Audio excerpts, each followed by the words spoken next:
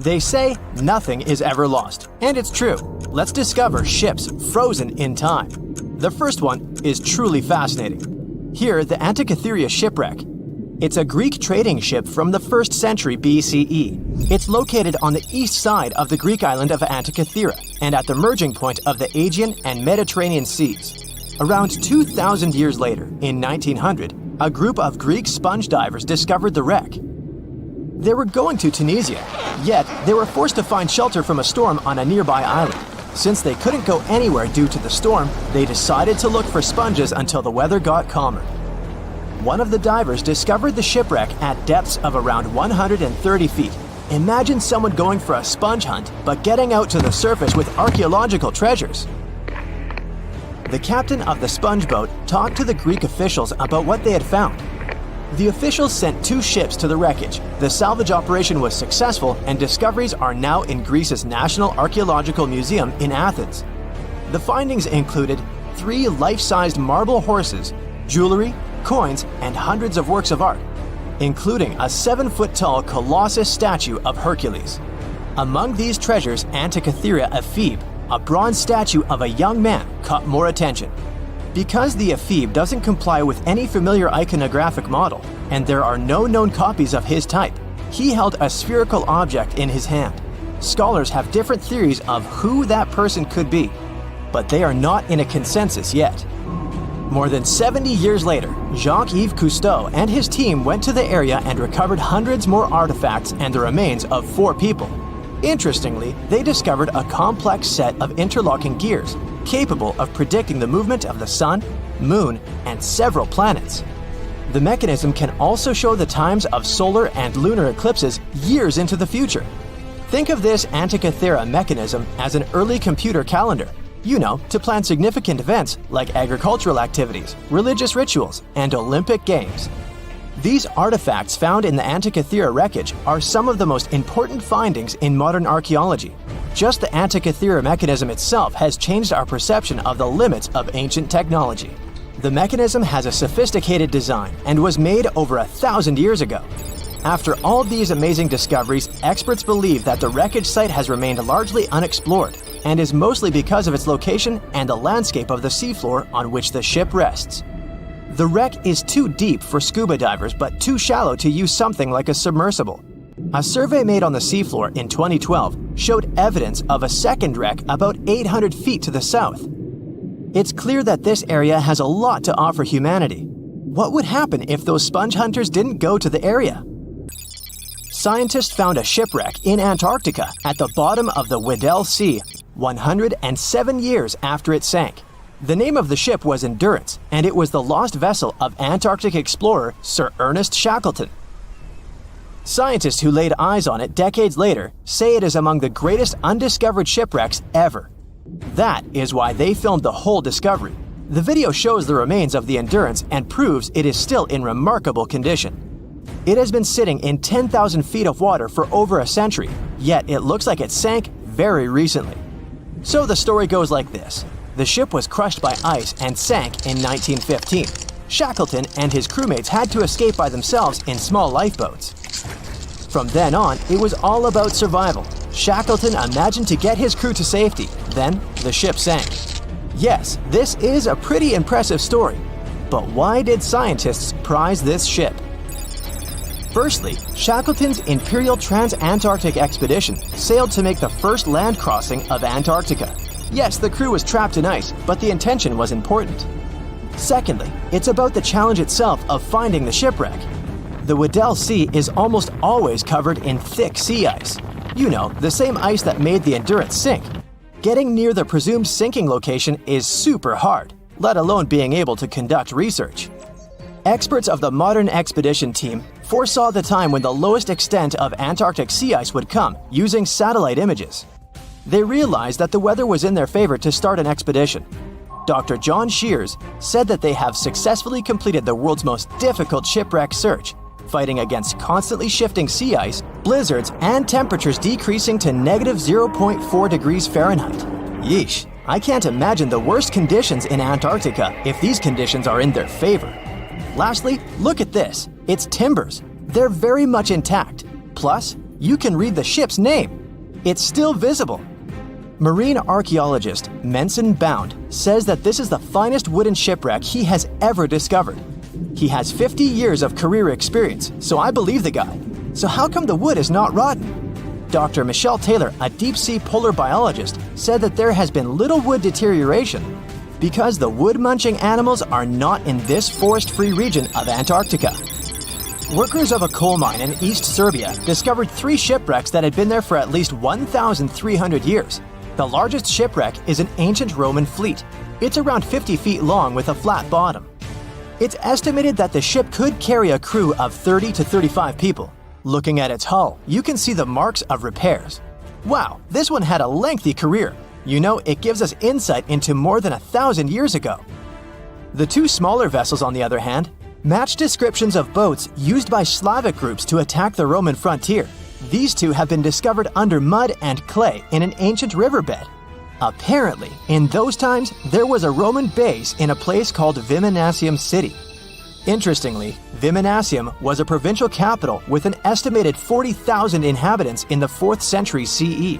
For comparison, it was even larger than Pompeii. The Kostelach coal mine is a center of hidden gems. Archaeologists had found evidence of ancient human and animal activity here before. For instance, in 2012, experts found bones of at least 5 woolly mammoths, which went extinct about 10,000 years ago. Canadian archaeologists found a ship 150 years after it went missing in the Canadian Arctic waters. This merchant ship is called HMS Investigator. It was purchased in 1848 to search for the explorer Sir John Franklin's ship that got lost in the Northwest Passage expedition. So, HMS Investigator left Britain in 1850 for this rescue operation. The expedition crew, captained by Robert McClure, sailed the Investigator into the water. He realized that he was in the final leg of the Northwest Passage, the sea route across North America. But before he could sail into the Beaufort Sea, the 122-ton ship itself got stuck in the thick ice. The crew spent the winter over the Prince of Wales Strait. The following summer, McClure tried again to sail to the end of the passage, but the ice blocked his way once more. Here, too, the crew was forced to leave the ship. He steered the crew into the Bay of Mercy. There, they were to remain until 1853 when the crew of the HMS Resolute rescued them. Imagine a crew of 60 people who had to spend 3 winters in the Arctic without even knowing if they would survive. Later on, the ship was found sitting upright in about 36 feet of water. It was in very good condition. Arctic water has prevented the outer deck of the vessel from deteriorating quickly. The outline of the ship and its timber can be clearly seen. Plus, archaeologists have uncovered artifacts on land left by the sailors. They had unloaded everything before abandoning the Investigator. 3 sailor graves and 1 British naval shipwreck had also been discovered in the area. I wonder what else they could find there. Wow, it's the only place where 1 minute you're learning 17 natural ways how to get rid of houseflies, and the next, you're taking an epic journey straight into a black hole. More than 10 billion, with a B, views in total. That's 47 billion minutes watched, or more than 70,000 years. That's all the way back to the Ice Age. No, I wasn't around then. 40,000 videos, hundreds of topics, and most importantly you, a whole 44 million of you. Our viewers. We could populate an entire country if we wanted to. We'd like to continue helping you learn and giving you useful skill improvement tips. Got a thirst for knowledge? We've prepared 4 masterclasses on creating a 2D character animation from scratch, 10 hours of video lessons, practical tasks using professional software, and additional materials that you can use with your own projects. Get the full course now and create your own animated masterpiece. There's a ship drifting somewhere in the ocean without a crew. The last time someone saw it was over 50 years ago. Its story reminds of that of the Flying Dutchman, a ship that's bound to sail forever and bring disaster to whoever sees it at sea. At least the legend says so. Unlike the Flying Dutchman, the SS Bay Chimo was definitely real and built for a German company in Hamburg and began as an ordinary cargo ship. It was trading supplies between Hamburg and Sweden in the Baltic Sea starting from 1914. It had a strong steam engine and a hull made of steel. A few years later, it became British property. Then, in the 1920s, a Canadian company purchased it for around $18,000, a huge amount of money back then.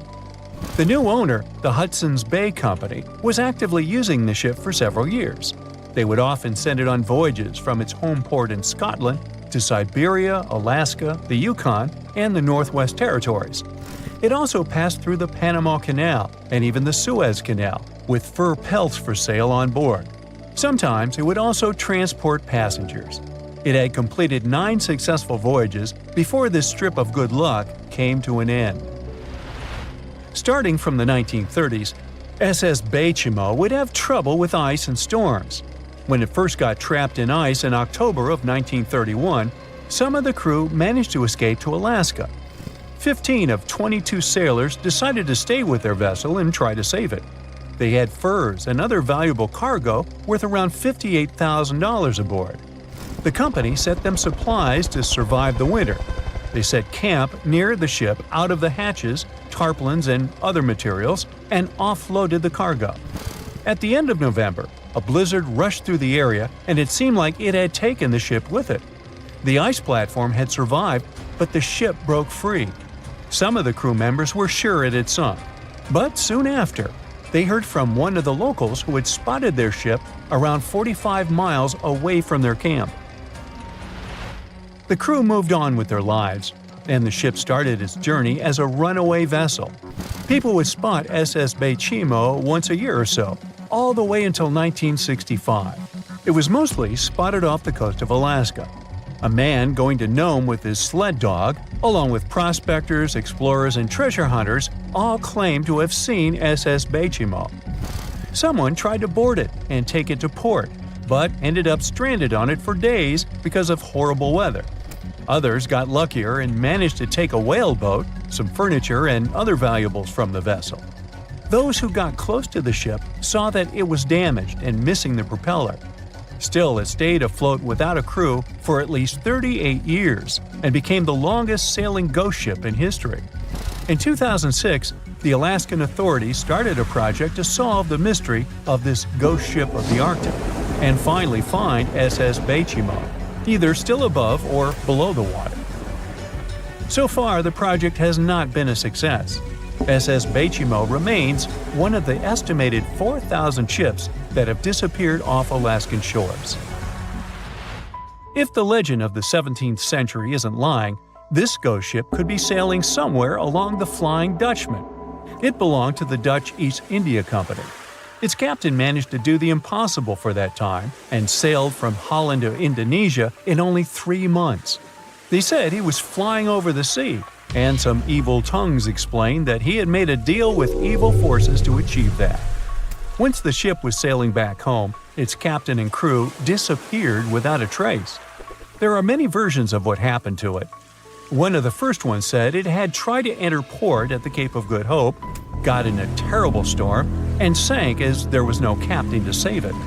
Another legend says the captain had refused to obey the skies to let the ship sink during the storm.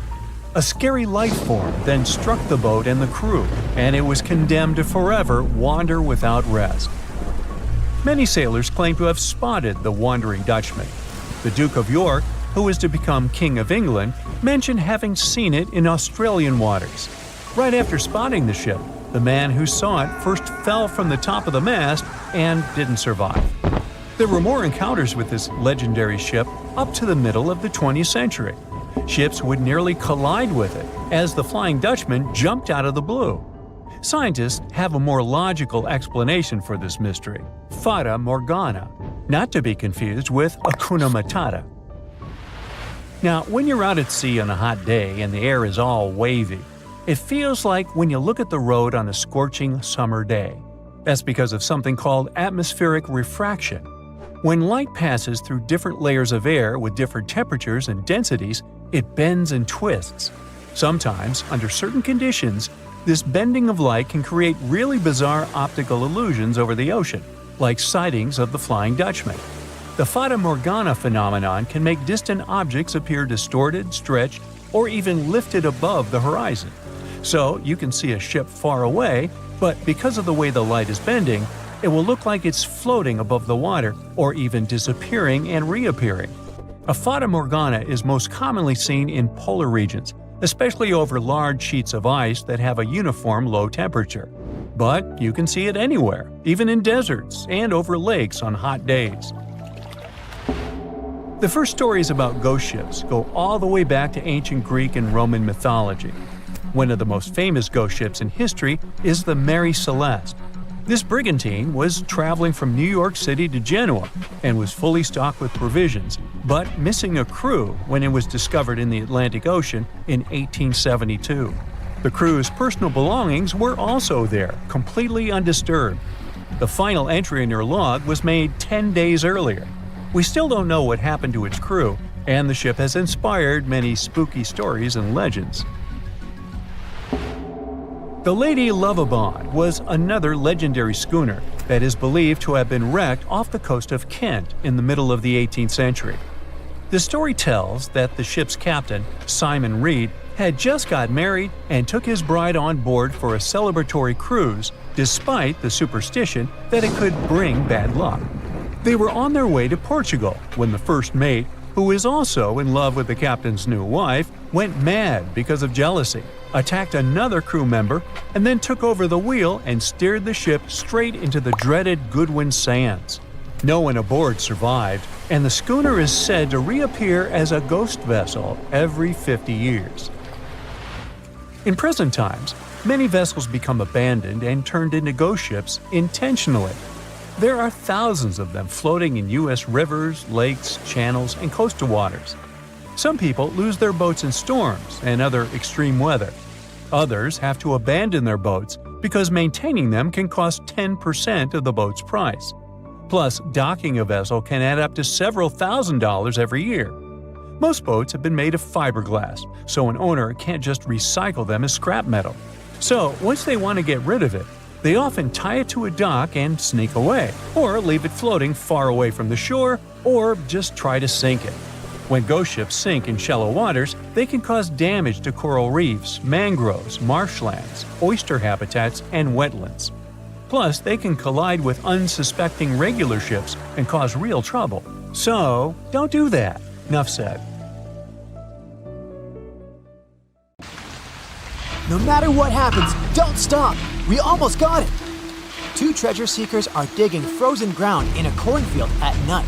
It's raining hard, lightning is flashing, but these two guys keep working.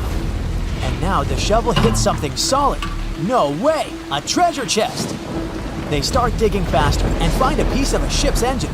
What the?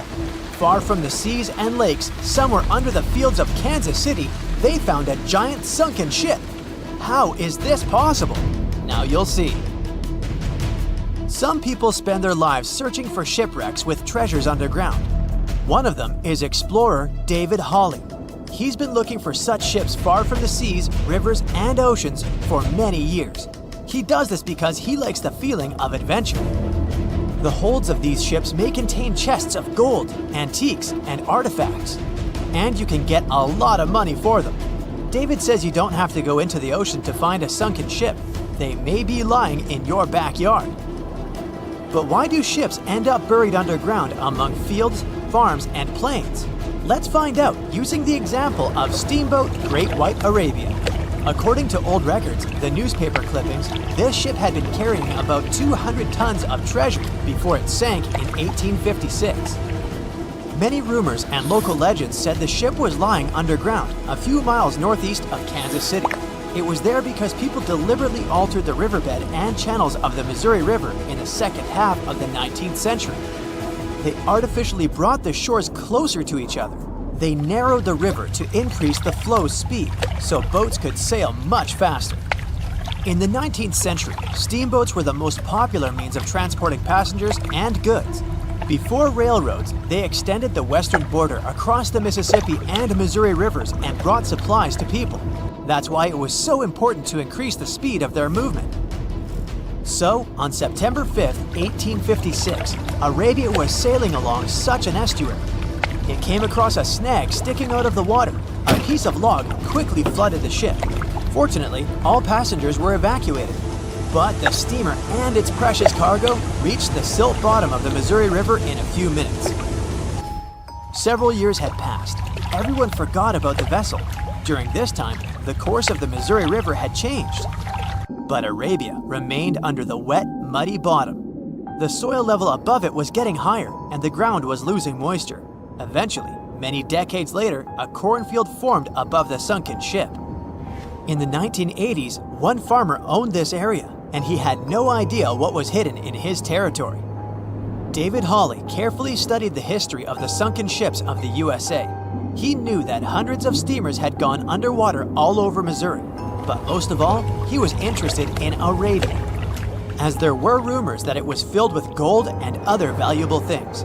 The territory of cornfields in Kansas was vast, but David Hawley knew how to search properly. In 1987, he started working, first together with his brother and father. They collected all the clippings from old newspapers they could find.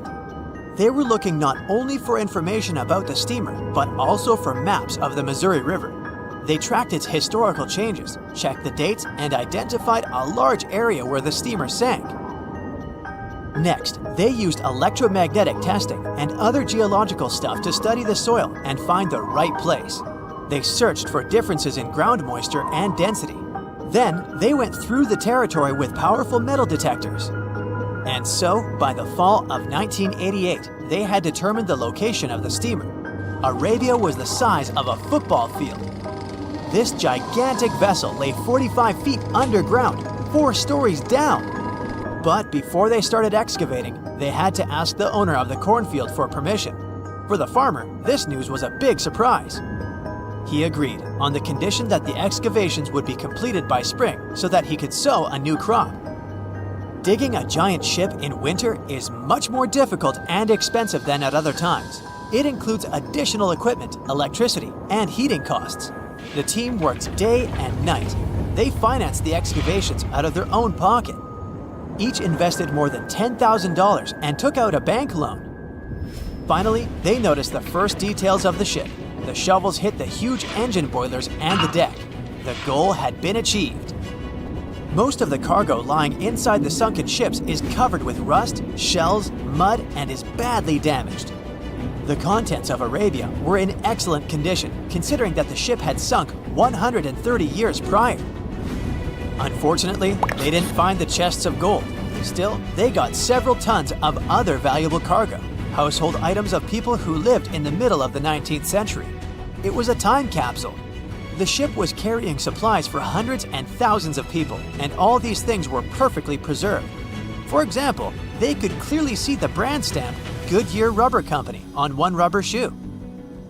The longer the excavations continued, the more things David and his team found. In the barrels, they found plates from the 19th century. They were intact and usable. Also, there were clean clothes, thousands of pairs of shoes, harpoons, frying pans, and umbrellas. The ship was carrying cargo to supply about 16 small towns. Yes, it's not gold, but such artifacts are also precious. The contents of the ship could be worth millions. However, the crew wasn't going to sell these things. They made a museum on the site of a former fruit market in Kansas City. If you go there, you will immediately feel like you're in a department store of the 19th century. There are thousands of items in good condition. Even the matches here are dry enough to light up. It took David many years to present the entire collection from the steamship. He values each of the items and doesn't want to sell them. Anyone can come here, pay for a ticket, and find themselves in the past. Who knows, maybe there's an old ship hidden in your backyard too. Geologists found an older vessel in the hot desert of Namibia in 2008. This ship sailed back in the days when pirates scared sailors on the seas, and now it's inside a dried-up lagoon. The ship sailed from Lisbon in 1533 and disappeared with the crew near a small diamond mining town. After almost 500 years, the hull had been badly damaged. Only the carcass of the ship remained, but the treasure hidden inside the vessel stayed intact. They carefully studied the boat for a long time, trying not to ruin anything. And then, 5 days later, they found a big old chest in the hold. Carefully opening it, they found gold coins there. Thus, the cost of the ship was estimated at about $10 million. The exact cause of the shipwreck is unknown, but experts believe the ship was destroyed by heavy cargo and bad weather. It went to the bottom of a lagoon that later became a desert. Some find an airplane in their backyard, others discover a ship, and one man found a passage to an ancient secret city in his house. This happened in Turkey in 1963. The owners of the building decided to make repairs. He went to his basement and knocked down the wall to turn this place into a living room. And so, behind one wall, he found a tunnel leading underground. The man thought it was some kind of a secret chamber. He went down there and realized it was something much more than that. It was an ancient city 18 floors deep. People built it in the years 780 to 1180 as a refuge from weather disasters and the invasion of enemies. This place also includes many underground tunnels that stretch for several miles in different directions. People could get to the town from different points using secret passages leading to these roads. The city can accommodate about 20,000 residents, livestock, and tons of food supplies. Archaeologists have also found a chapel, schools, stables, and public kitchens there.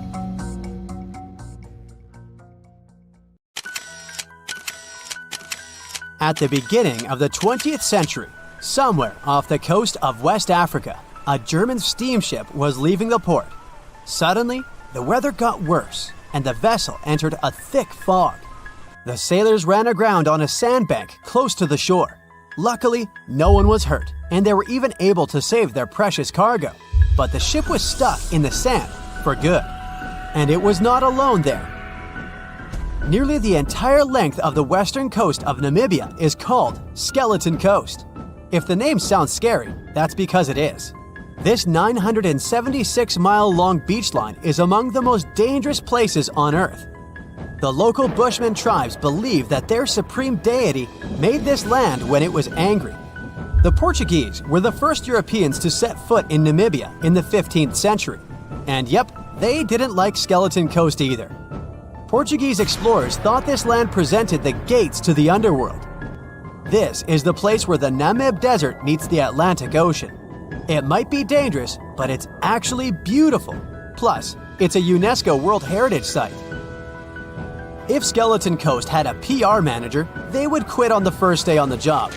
The area is not exactly tourist-friendly because of its geography and history. Beneath the sand and the waves, there is a secret ocean currently lurking for unsuspecting sailors. It's called Benguela Current. It flows towards the north along the coast of southern Africa.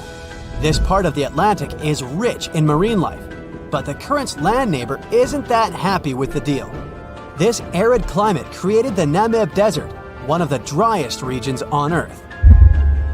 And that marine life I just mentioned? It's sharks. 11 species of them to be exact. And yes, the great white decides to pop by once in a while. So far, we've got a desert landscape, strong currents, and sharks. Not a place for a beachside resort, definitely. But if someone ends up on Skeleton Coast, will they know they're in danger? Don't worry, they will. The beach is littered with wrecks of all sizes and shapes. If you remember that German ship I mentioned in the very beginning, its massive and rusted stern is now sticking out from the desert sand. There are some 500 wrecks in total scattered along the coast, and it's a mixed crowd, from Portuguese galleons centuries old to ships that ran ashore here in the 21st century. A modern fishing ship called Zela India managed to slip from its tow rope in 2008 and ended up on Skeleton Coast. Okay, it didn't escape on its own. It had some help from the elements. But it's better to be a tourist attraction on a beach than to be broken up for scrap. That's where the trawler was originally going, poor thing. Skeleton Coast's most famous inhabitant, to call it such a place, is the wreck of the Dunedin Star. The British cargo liner ran aground here in 1942. The massive rescue operation that followed reveals why it's so dangerous for sailors to end up here. The rescuers managed to save all of the crew and passengers, but at a heavy price. An aircraft and a tugboat were lost in the process. It took the last of the rescuers a full 2 months to return home to Cape Town.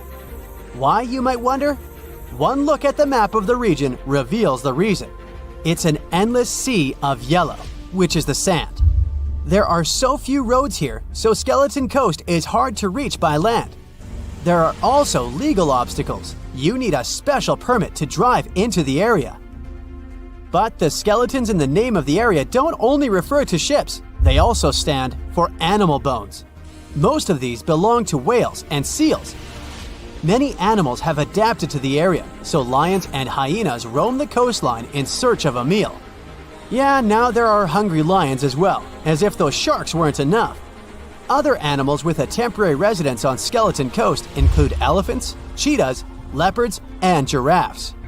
In 1971, the Namibian authorities established a national park here, but except for surfers, after an adrenaline rush, they don't get many visitors. You can understand why. The Namib Desert is the oldest desert in the world, and it's not very tourist-friendly either. Those who travel to the region should pack sunscreen and a warm winter jacket. A weird combo, right? Well, not so much when you think that during the day, temperatures soar over 110 degrees Fahrenheit. At night, the air temperature drops below freezing. What a climate roller coaster! And that's not the final danger. Yep, there's more. Remember how that German ship got lost in thick fog? Yeah, it wasn't a one-off event. Because of the region's climate, fog shows up frequently. Sailors should cover their ears now, but this fog is actually good for wildlife. This is their only source of water in the Namib Desert. Reptiles and mammals have adapted to the harsh climate. They use as little water as possible. Shifting sands, thick fog, strong currents, lions, and sharks. Not the stuff you would put in a tourist booklet, but Skeleton Coast isn't the only beach on Earth you wouldn't want to spend your vacation on. I will take you to Cape Tribulation in Australia. The area covers some 48 square miles in the northwestern part of the continent. And no, the area is not as dry as Skeleton Coast. It's part of the Daintree rainforest. You could say that here, it is the rainforest, not the desert that meets the ocean. The beach at Cape Tribulation is straight from a postcard. But looks can be deceiving. Australia? Probably sharks. No, crocodiles are out here to get you if you decide to go for a dip in the sea. There are saltwater crocodiles that the locals call salties. Well, that's a cute nickname for such a dangerous reptile. And it's not just them. The wildlife seems to have a beef with visitors. From October to June, the waters around Cape Tribulation are full of box jellyfish. Their venom affects the human cardiovascular system. When touched by a jellyfish out at sea, swimmers won't have enough time to reach land for help. Vinegar helps neutralize the sting, so you might want to keep a spare bottle in your luggage. Crocodiles and jellyfish sound dangerous, but there's one more animal you should look after. It's the wild boar. It might sound funny, but you won't laugh when you're being chased by one of these across the beach. 21 million wild boars live in Australia. They're mostly active at night, making it even more dangerous if they charge at you. The best defense is running in circles. Wild boars can't cut corners well.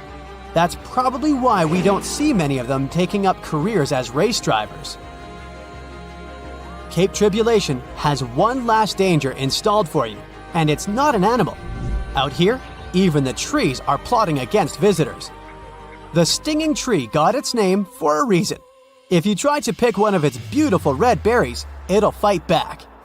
Its prickles are like tiny glass shards. The less than pleasant effect on your skin will last for a month. Then there is this wait a while bush. Who keeps naming them like this?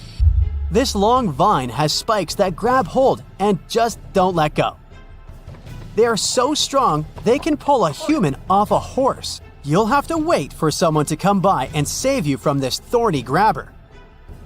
If you are about to cross this Australian beach from the vacation list, hold on for a second. Tourism is booming here. The local authorities have restricted access to all of the danger zones.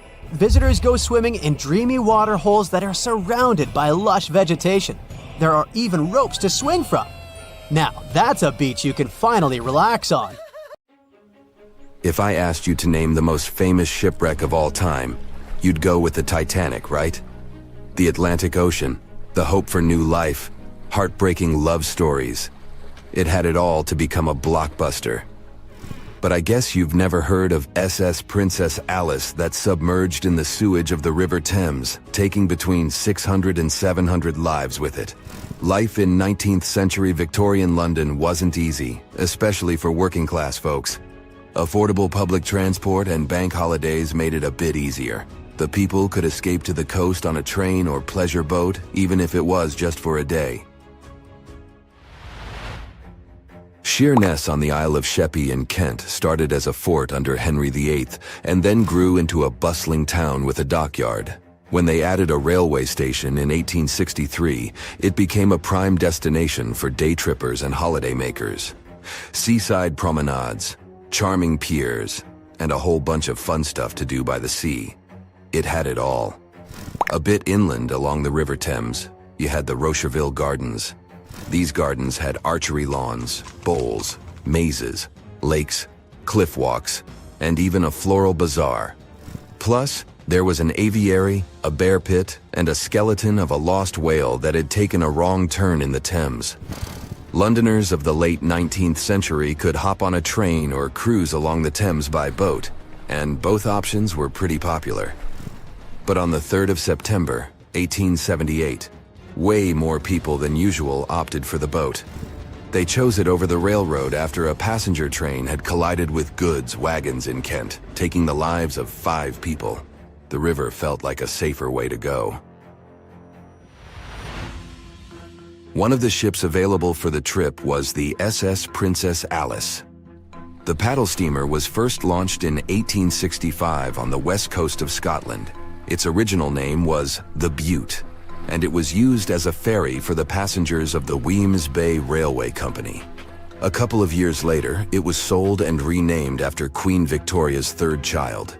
Then, it was sold again and got the nickname the Shah's Boat, as it transported the Shah of Persia up the Thames to Greenwich in 1873. The ship had gone through several alterations in its lifetime.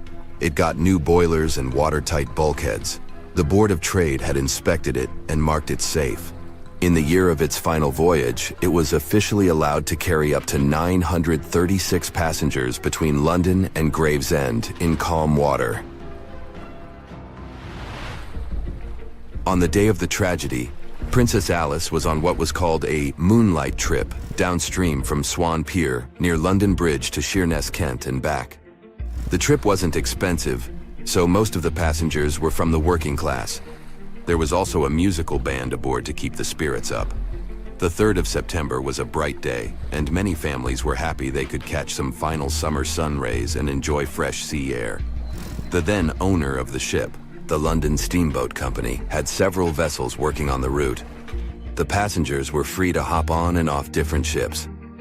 At around 6:30 p.m., after a beautiful day in the open, the SS Princess Alice headed back to Swan Pier.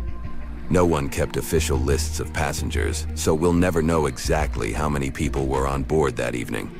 But they say the steamer was close to its full capacity. As it got darker and cooler, many families decided to stay inside the saloon or in their cabins below. Some stories from the steamer sound like fate. The captain of Princess Alice let his steerer stay at Gravesend and replaced him with one of the passengers. John Ayres was a sailor but had little experience at the Thames or with a vessel like Princess Alice. Alfred Thomas Merriman, a chef from East London, had been offered to work on the steamer at the last moment. He was 30 years old and a father of 4, so he couldn't say no to extra money. At around 7:40 p.m., he was standing on the deck by the saloon door. By that time, Princess Alice had passed Tripcock Point and entered Galleon's Reach. The passengers could see the North Woolwich Pier in the distance. Many of them planned to disembark at that stop. And that's when Merriman noticed a huge ship carrying coal. It was Bywell Castle. This vessel normally carried coal to Africa, but it had just been repainted at a dry dock. Bywell Castle was going to Newcastle to pick up some coal and transport it to Alexandria, Egypt. The ship's captain, Harrison, wasn't too familiar with these waters, so he called in Christopher Dix, a seasoned Thames River pilot, to lend a hand, even though he didn't have to. The ship had a fancy raised forward part below the deck, and Dix couldn't quite see what was in front of him. So, they had a sailor on lookout duty. As they set sail from Millwall at the speed of 5 knots, 5.7 miles per hour, they tried to stick to the middle of the river, but other boats had other plans. When they were approaching Galleon's Reach, Dix spotted Princess Alice's red port light, headed their way, but planning to pass on the right side. At the same time, Grinstead, the captain of Princess Alice, was going against the river's flow, trying to find the smooth waters on the south side. He adjusted his course, steering into Bywell Castle's path. Both crews realized they were headed for a collision. Dix tried to steer clear and even ordered reverse full speed on the engines, but it was too late. The Bywell Castle collided head-on with the Princess Alice, which was much smaller, weighing less than a third of the 890-ton coal-carrying collier. It sliced the passenger steamer in two. As Merriman remembered later, laughter on board immediately changed into screaming and panic. Some people rushed to the bridge for safety. Merriman hurried to the captain, asking what to do next. The captain's response was grim. "We are sinking fast. Do your best." The ends of the steamer went high into the air, and the middle just sank, taking passengers with it. Those unfortunate ones who were below deck were tragically trapped. The impact caused tons of untreated sewage to gush from outlets near the collision site. The water became a frothy mess of unprocessed waste with a horrible odor. It was potent enough to make even the most resilient sailors retch. Amid the chaos, passengers struggled for life in the contaminated water. They inhaled lungfuls of hazardous waste without knowing. The crew aboard the Bywell Castle sprang into action. They dropped ropes from their deck, urging Princess Alice's passengers to climb aboard. Anything that could float, from planks to barrels, was tossed into the water to serve as flotation devices for those in need. Other members of their team launched a lifeboat, saving 14 people. Nearby boats, moored along the riverbanks, joined the mission, plucking survivors from the water. Many of Princess Alice's passengers didn't know how to swim, and it was even trickier for ladies wearing long, heavy dresses. Merriman was among the lucky ones who could swim. He first held on to a piece of wreckage, and then, when others got to it, swam away and caught onto a rope hanging over the side of the Bywell Castle. They managed to save around 130 people this way. Another survivor was Robert Haynes, who played in the Princess Alice band. He was fond of ships and had noticed the Bywell Castle a couple of minutes before the collision. He chose not to follow the rest of the band, who went downstairs for a break, and that saved his life. Princess Alice's sister ship, Duke of Teck, arrived 10 minutes too late to assist with the rescue efforts. Only 2 people who had been below deck or in the saloon managed to survive the collision. We still don't know the total count of lives taken on that day, but it's somewhere between 650 and 700. And what makes this story even more tragic is that it has been mostly forgotten. What is a boat doing in the middle of a desert? You would expect to find a seagoing vessel closer to shore. This is the question archaeologists had been asking for decades. In 1988, there was a storm near one of the most important archaeological sites in ancient Egypt. A wooden structure emerged from the sand. It was hollowed out by termites. Scientists were determined to solve its mystery. In 2000, they began excavating the site near Abydos, Ubidos. An American team of experts soon discovered a boat that was 70 feet long, and it wasn't alone. In total, there were 14 boats neatly resting next to each other. It was impossible to completely dig out the boats because of their poor condition. Luckily, the wood was preserved enough to get a sample. Analyses revealed that the boats were around 5,000 years old, the oldest fleet in human history to this date. The time of their construction predates the pyramids at Giza by half a millennium. Each ship of the fleet rested in a vault that matched its dimensions. The room was roughly a third of the size of a tennis court. It had mud brick walls that featured more than 120 drawings of boats. Ancient Egyptians incised them on whitewashed walls that were excellently preserved. Scientists have known about these mysterious chambers for well over a century. 1901, 1902. A British archaeologist, Arthur Weigel, stumbled upon a strange structure west of the River Nile. His team caught a glimpse of the interior walls. Sadly, a section of the roof collapsed, so they had to call off further exploration. Researchers abandoned the site, but its location remained on the maps. The boat's position first led scientists to think that they rested on a bank of the mighty Nile. But there was a problem with this theory. Today, the river flows almost 7 miles west of Abydos. Further studies of the surrounding terrain showed the Nile didn't change its course throughout history. Also, if the boats floated near a dock, they would be in unstable positions. The 14 vessels at Abydos were perfectly parallel to each other. There was only one conclusion possible. Someone had deliberately placed them like that. They must have gone through a lot of effort. Each boat had enough room for up to 30 rowers. These vessels could really float. They weren't models, but scholars still don't know if they actually sailed any body of water in ancient Egypt.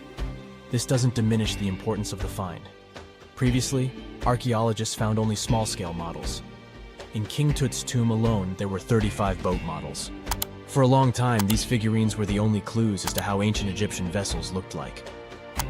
The boat's design confirms that they were the real deal. They are the earliest surviving examples of something called built boats. Ancient people constructed primitive vessels by hollowing out large tree trunks. The alternative was reed that was tied together to form a raft. The boats at Abydos had planks tied together. This was a major breakthrough in shipbuilding. During their lifetime, the boats must have seemed impressive. Timber was a valuable commodity at the time. There was no wood in the desert. Cedar had to be imported from Lebanon. The only person who could afford such luxury was the pharaoh. Studying the area around the ancient fleet provided more answers. Scientists discovered a mud brick structure where Egyptians worshipped the pharaoh. Its approximate date of construction matches that of the wooden boats. The same bricks out of which this building was made were used to encase the fleet. At the time of their construction, the rooms they were stored in had a ceiling. That's the section that archaeologists stumbled upon in the early 20th century. Just like mummies and coffins, these marvelous ships rested inside splendid vaults. The exterior of these rooms was also impressive.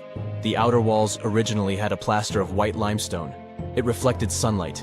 In the desert sun, the structure housing the boats must have shone from miles away. Ancient Egyptian builders used the same technique to cover the pyramids 500 years later. Today, their surface looks jagged, but it wasn't always like this. When they were constructed, the pyramids had a top layer of fine white limestone. Their surface was smooth and it gleamed in the sunlight. Instead of stairs, the outer layer of the pyramids was more of a sleek ramp. Archaeologists were left with one final question. Which pharaoh owned the fleet? The answer lay just a mile from the site. This is where the tomb of a pharaoh from the 5th dynasty rested, King Senwosret III. Its time and style of construction matched the ones of the chambers with boats. The very end of his rule might explain how the boats ended up in the middle of the desert. The pharaoh probably passed away in northern Egypt. Then his body was transported down the Nile to Abydos in a marvelous procession of decorated boats. The vessels were later lowered to chambers near the final resting place of their owner. This had a symbolic meaning. In the ancient Egyptians' belief system, ships played a key role. Their supreme deity was Ra. He traveled through the sky during the day in the form of the sun. At nighttime, he sailed through the netherworld in a solar boat. The pharaoh identified himself with Ra. That's why he needed boats in the afterlife. That was the only way to regenerate himself. Just as the sun rises every day above the horizon. This belief existed for thousands of years. The more famous Pharaoh Khufu also had a ship. Scientists found it in 1954 next to his pyramid at Giza. It is some 4 centuries younger than the fleet at Abydos, but Khufu's ship was almost 2 times longer. The Great Pyramid of Giza and King Tut's tomb are some of the most famous archaeological finds in Egypt. But there are many more secrets hiding beneath the endless sands of the Sahara Desert. Recently, 2020, archaeologists found a lost city there. They have labeled it as the most important discovery since King Tut's tomb, 1922. The city of Aten is some 3,000 years old. Historians hope it will give them a unique insight into the everyday life of ancient Egyptians. The famous archaeologist and Egyptologist Zahi Hawass proclaimed the site a lost golden city. Aten sits some 300 miles south of Egypt's capital, Cairo. It is close to the famous Valley of the Kings. Archaeologists first found sections of mud brick walls that spread out in all directions. They discovered complete rooms with tools of everyday life inside. The research team unearthed a bakery, a residential neighborhood, and an administrative district. They all date back to the time when the Egyptian civilization was the wealthiest in its long history. They were also the first to make objects from iron. In 1911, scientists found a set of iron beads near a village in Lower Egypt, El Girza. These are the earliest known iron artifacts. The discovery is literally out of this world. Ancient people made them by beating into shape a piece of a meteorite. The 9 beads were once part of an ornate necklace. They are now blackened and corroded, which is perfectly normal for a piece of jewelry that is over 5,000 years old. They consist of an iron-nickel alloy. Researchers were impressed by the skill of ancient jewelers who processed the beads. Their craftsmanship is more impressive when you think that they didn't know the stellar origins of the material. The Great Pyramid of Giza also has a remarkable feature. An international research group investigated the electromagnetic response of the structure to radio waves. They found that the pyramid has the ability to concentrate electromagnetic energy inside it. This occurred inside its chambers as well as under the pyramid's base. It contains an underground, unfinished chamber. It seems that the electromagnetic response is connected with the properties of limestone, the Great Pyramid's main building material. The research results might have a practical application. The way solar cells and nanosensors function could be improved by this remarkable find. A ship is traveling across the Atlantic Ocean when a storm starts. At first, the situation doesn't seem to be there's only one lifeboat. Sadly, it can only hold one person. The captain is in a terrible situation. He needs to decide which passenger can be given a chance to survive. Besides the captain, there are 8 people on board. Some of them seem to be lovely. Others look like villains. But you might not know the truth until it's too late. The first passenger is Alex, a 28-year-old talented artist. He's just had his first international exhibition and is boasting about that left and right. He claims to dream of inspiring the world with his art, but did I mention it's his shy twin brother who painted those masterpieces? And Alex just steals his shine? Next is 23-year-old Maria, who's 8 months pregnant. She's quite spoiled, often behaves unreasonably, and treats the staff on board badly. She's traveling home to her husband, but little does he know that the kid is not his, but his best friend's. And she's been cheating on him since forever. Though we can't let this innocent soul perish, can we? Despite his untidy appearance, this 65-year-old scientist, Professor Marcus, is a leading researcher in the field of gene therapy. He's working on a breakthrough that could save millions of lives, but there are skeletons in his closet too. It's been 15 years since anyone saw his wife, Judith. Does Marcus's scientific progress have something to do with the mysterious disappearance of his wife? Dr. Anna is 34 years old. She's a surgeon who's saved hundreds of lives during natural disasters. She succeeded as a doctor, but failed as a parent. Her 3 daughters live with their dad and don't want to hear anything about their mother. 78-year-old Teresa is a widow whose family gave up on her because of her bad temper. She's traveling for the last time in her life to visit her late husband's grave. A little boy, Mark, is just 7 years old, but his unruly character has caused a lot of arguments between the other passengers. He's traveling alone since his parents are supposed to meet him on the shore. This brat's parents are too busy working, so he gets more and more uncontrollable. Who knows what he'll be capable of doing in 10 years or so? A robot android, Alpha 3, is also on board the ship. It has an artificial intelligence created to assist in expeditions. It can also control the ship in emergency cases. And the last passenger is Emily. This beautiful and charming woman is 30 years old. She lives off of powerful, old, rich men and has enough money to burn. She hasn't worked a single day in her entire life and just travels the world. To make his choice, the captain invites each of the passengers to listen to their stories. He asks each of them just one question. Why would you be the one to survive? Alex says, "You see, my art can inspire and change the world. Looking at my works, they help people see the beauty of life, especially during difficult times. I must continue living. I have so much to show through my paintings." Maria answers, "Can't you see that a new life is growing inside my body? It's me and my unborn kid who must survive. We risk losing a talented doctor or an artist in the future.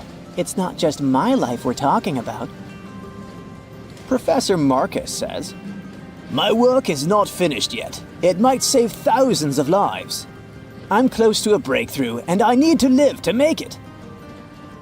Dr. Anna says, "My hands save lives.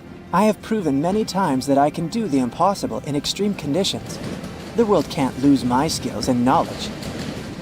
The elderly woman begs, Please, you must understand me. I might have lived a long life, but I want to see my husband's grave. Mark says, I'm still a kid. My parents are waiting for me at home. I want to hug my mom and dad. Alpha 3 states that it was created to serve and help people. Its ability to analyze situations and make rational decisions in a crisis can be used to prevent future disasters. Emily admits, Look at me. Doesn't every person have their unique value? I'm young and beautiful, and I have a lot of potential. Surely you see it. the captain is desperate. How can he, a mere mortal, decide who should live and who he should take this chance away from? After pacing his cabin and hitting the walls with his fists, he decides to estimate passengers' value and see how useful they are. Alex, as a talented artist, can influence society through his art, providing inspiration for thousands of people who will see his masterpieces. But no one knows where his ego can bring him. Plus, remember who the real artist is. Saving Maria means saving her unborn child. But however cynical it may sound, the contribution of these two lives to the future of society is assumed, but not guaranteed. What if that child grows up to become a criminal? Professor Marcus can indeed provide significant benefits to society through his scientific research, but he isn't young. What if he doesn't live long enough to finish his work? Dr. Anna is a surgeon. She's already saved a lot of lives and will definitely continue to do so in the future. Her ability to provide immediate medical assistance in critical situations makes her one of the most valuable candidates for survival, since she can directly and regularly save lives. At the same time, she is a terrible mother, and it'll definitely influence the lives of her daughters. Teresa is living history and experience, but unfortunately, her ability to continue contributing to society is limited. In simple words, she's old, and we don't know how much time she has left. Mark is in a similar situation. He has the potential for a long and productive life, but his immediate contribution to society is limited. His survival is based on the potential for future contribution, which is difficult to estimate at the moment. Alpha 3 can provide valuable technical assistance and functional support, but as a robot, it does not add to human well-being directly.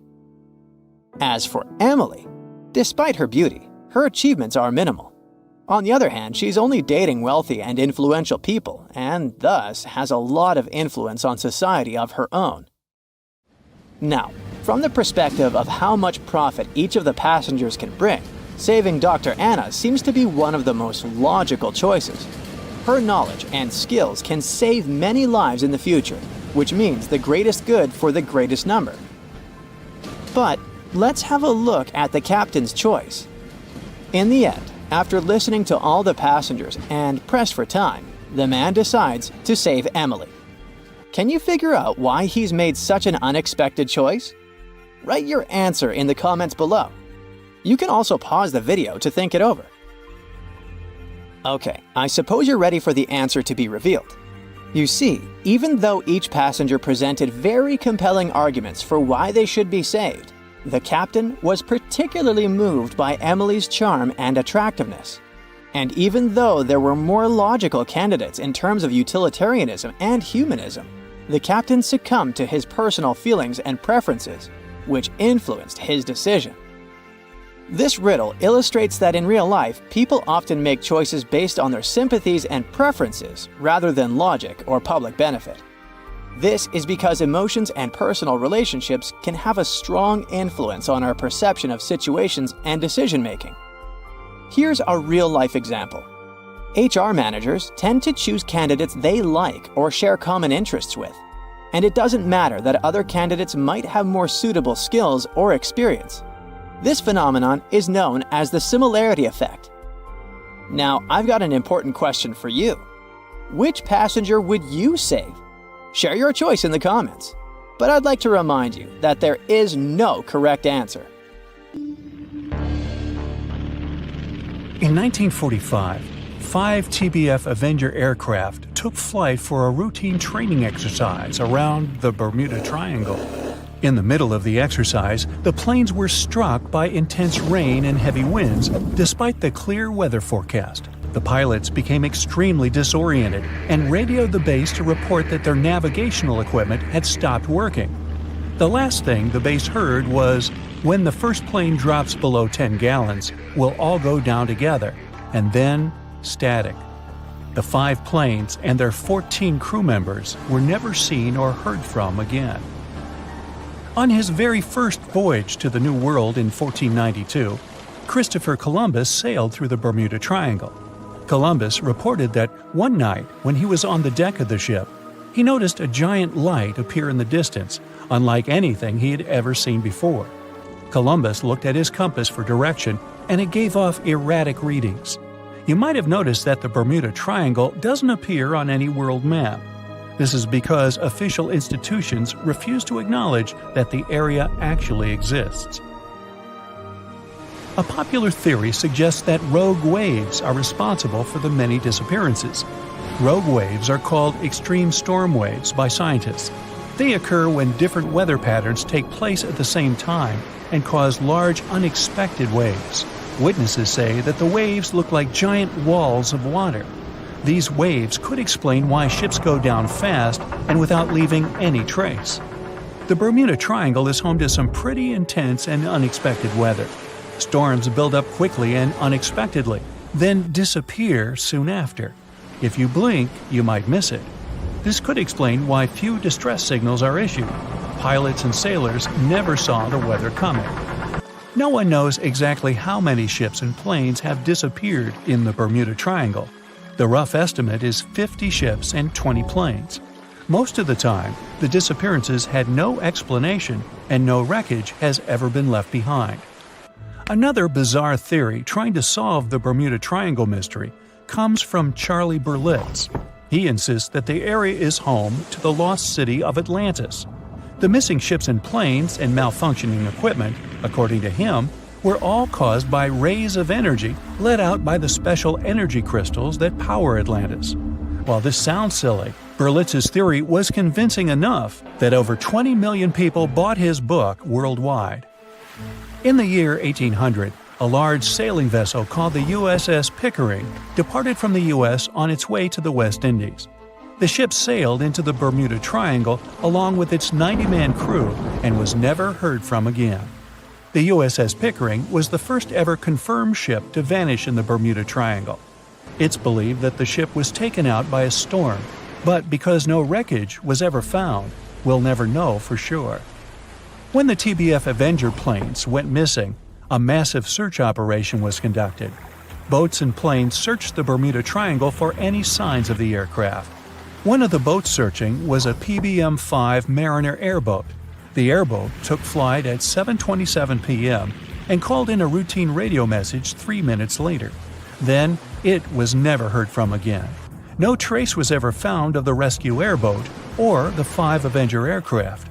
An enormous investigation was launched into the disappearance of all these vehicles, but nothing was ever discovered.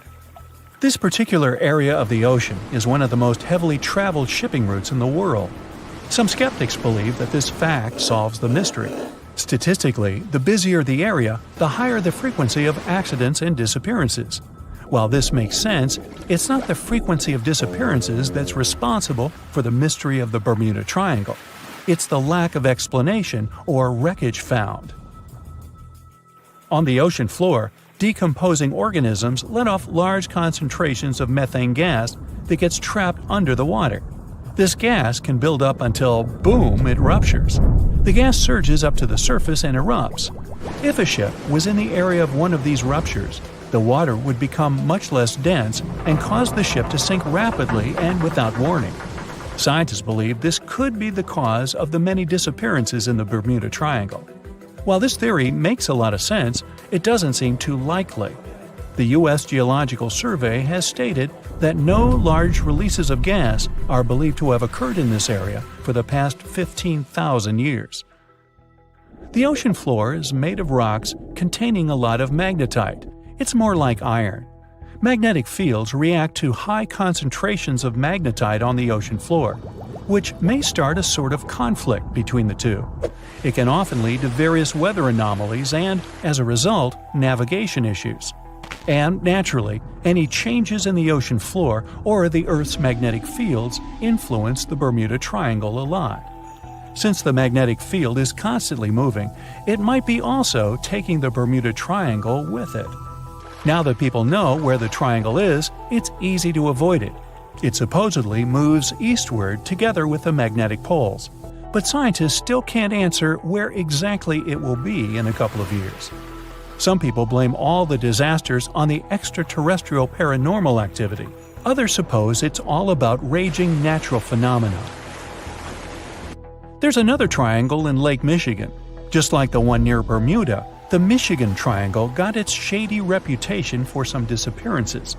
The first recorded one dates back to 1679. A large vessel, one of the largest of that time, set out on an expedition. Yet, once it got in the sinister triangle, it never came back. Much later, an aircraft disappeared in this triangle.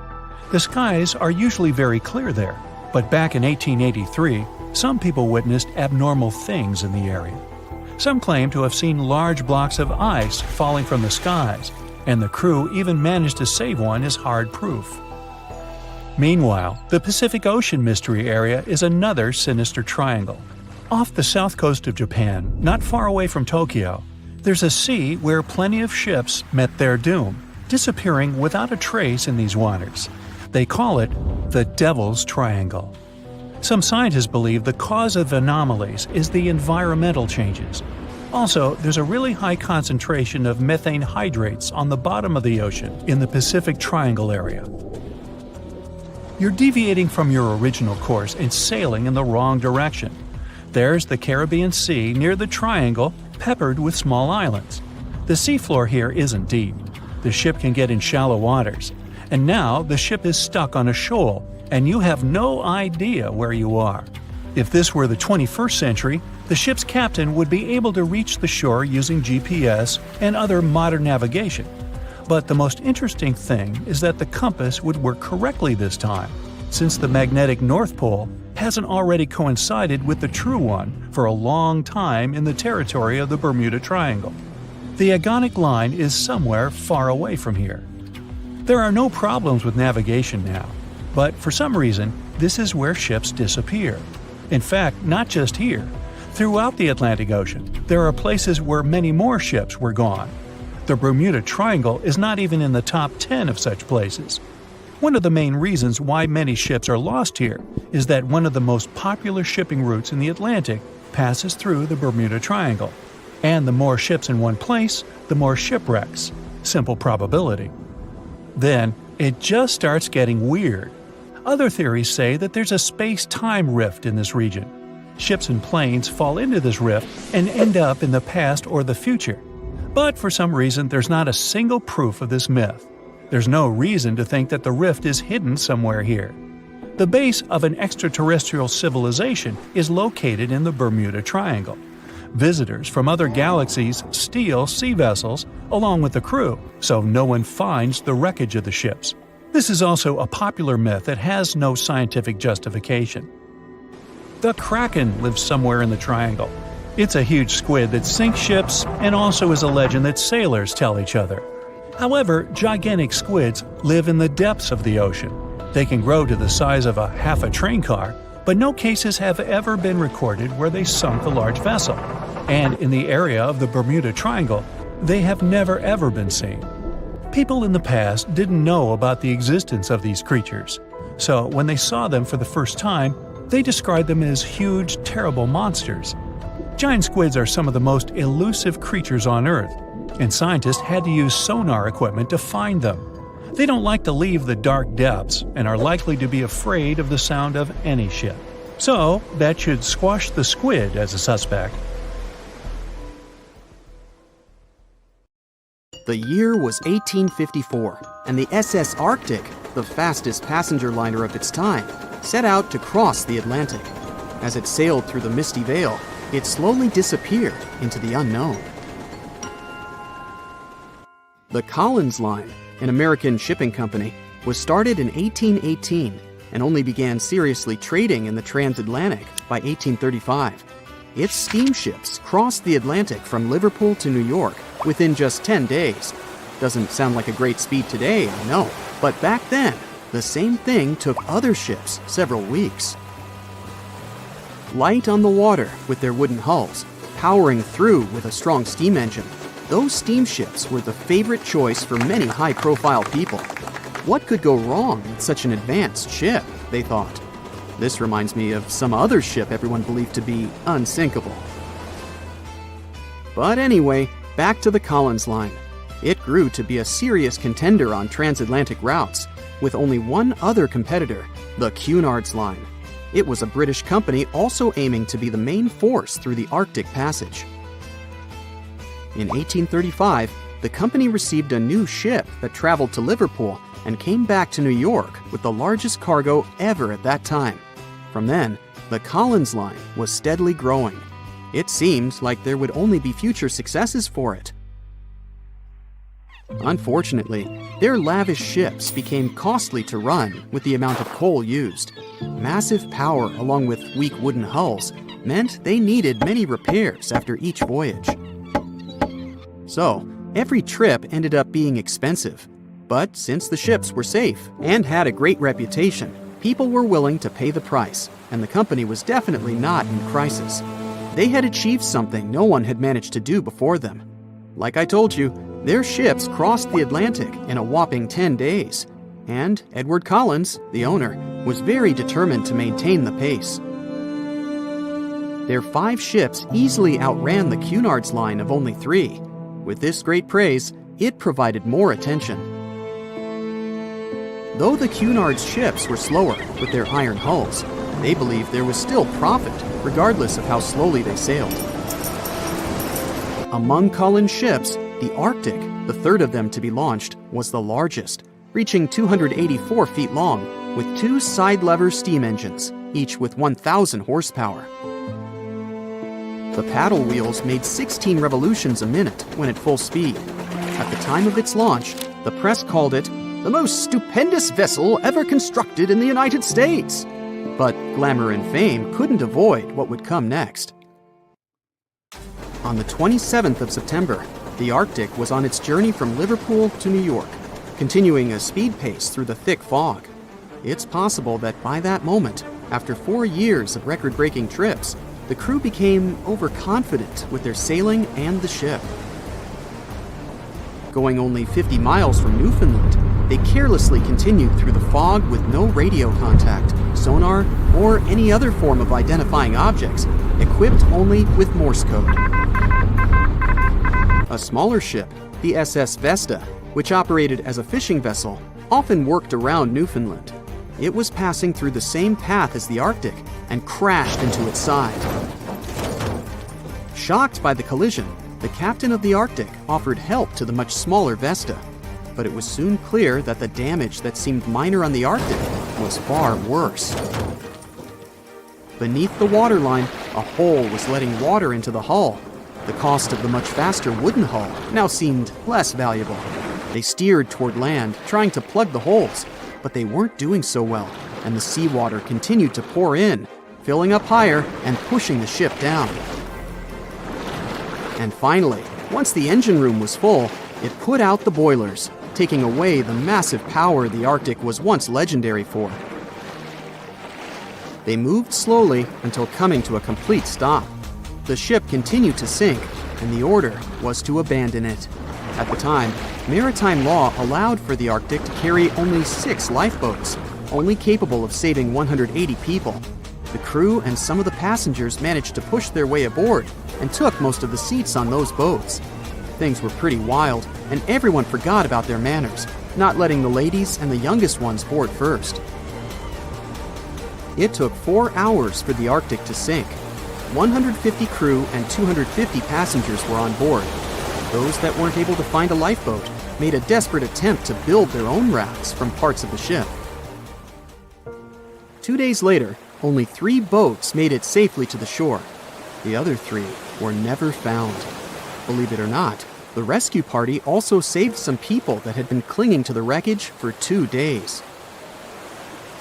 Unlike the crew, the captain went down with the Arctic, but amazingly survived. He would be only one of 85 people that made it out of the 400 on board. When the news arrived 2 weeks later, the public responded with great sadness to the losses. Great anger soon followed towards the poor safety measures in the crew. The press published demands to change the laws for more lifeboats. It only made sense to have enough for every person on board a ship. But they ignored those requests. This neglect would lead to more disasters in the future. Enough lifeboats would only come into maritime law some 60 years later, after the disaster of the Titanic. Edward Cullen's wife and 2 children were also aboard the ship and didn't return. He was heartbroken, but didn't stop running his business. The Collins Line still had a reputation to uphold, the biggest, fastest, and most luxurious on the Atlantic. Edward Collins would now build an even better ship than any other. It was named the Adriatic, and it was the largest ship in the world, 354 feet long. With 2 alternating steam engines that had never been built of this size. These steam engines at the time were at the height of engineering, though today you can only see them in models and toys. With the new addition of 2 masts, the Adriatic would also be able to sail if needed. Luckily, they made some lessons from the disaster of the Arctic. But before their new ship, the Adriatic, was built, another disaster had occurred. The sister ship of the Arctic had also sunk. They believe this second ship was desperate to stay in front of the Cunard's line and hit an iceberg somewhere during the race. This weird contest took the lives of 141 people. The desperation of Collins and his weakly built hulls pushed the company towards bankruptcy in 1858. The newly built Adriatic, costing over $1 million, had only made 1 voyage in the end. And even that voyage was considered a disaster. The ship collided with a tugboat. It still managed to finish its maiden voyage at a suitable time. After the company had gone bankrupt, they had to sell the ship for only $50,000. They removed the great giant engines, replacing them with only sails. Although it was once the greatest ship on the high seas, it was only 30 years later until it was abandoned, labeled irreparable, and anchored in a river. The other remaining ships were also sold and only used for parts. Edward Collins left the industry altogether, seeking work on dry land instead. As the Collins Line was no longer in the mix, the Cunards would grow in strength. Without competition, they would win the Blue Ribbon for the next 30 years, and 180 years later, after producing hundreds of ships. They still have a constant presence on the seas, as they provide transatlantic crossings, world voyages, and leisure cruises. To this day, the Cunard Line is the only one to run ships between Europe and America, and it's great proof that it's not always the fastest that's the best. Thick fog is rising over the ocean as the sun is slowly sinking towards the horizon. It's hard to see further away than a few dozen feet, but that's enough to notice a hulking, skeletal shape in the distance. As your ship approaches the figure, your heart beats faster, and then you make out the details of another vessel, abandoned by the looks of it. Ghost ships do exist, and their mysteries aren't always solved. Take MV Hoita, for example. It was a wooden vessel built in 1931 as a luxury yacht. It had served well to various people over 20 years before it was bought by a Samoan sailor and became a merchant ship. In 1955, though, Hoita's service came to an abrupt and mysterious end. On October 3rd, it set sail for another trading voyage that should have taken no more than 48 hours.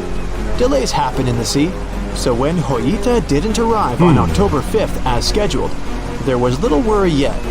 But then it failed to come on the following day too.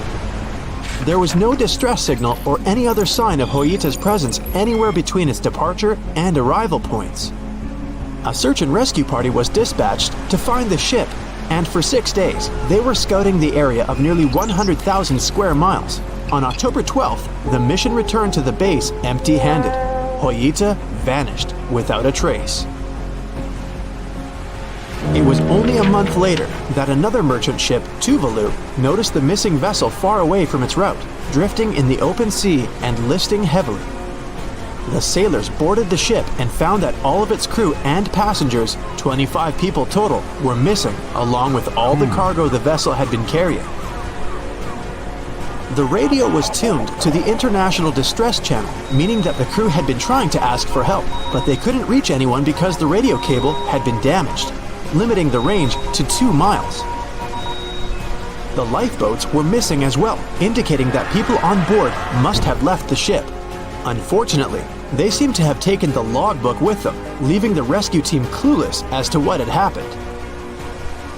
Even today, the mystery of MV Hoita hasn't been solved yet. No one knows where the crew and passengers had gone and what had caused them to leave.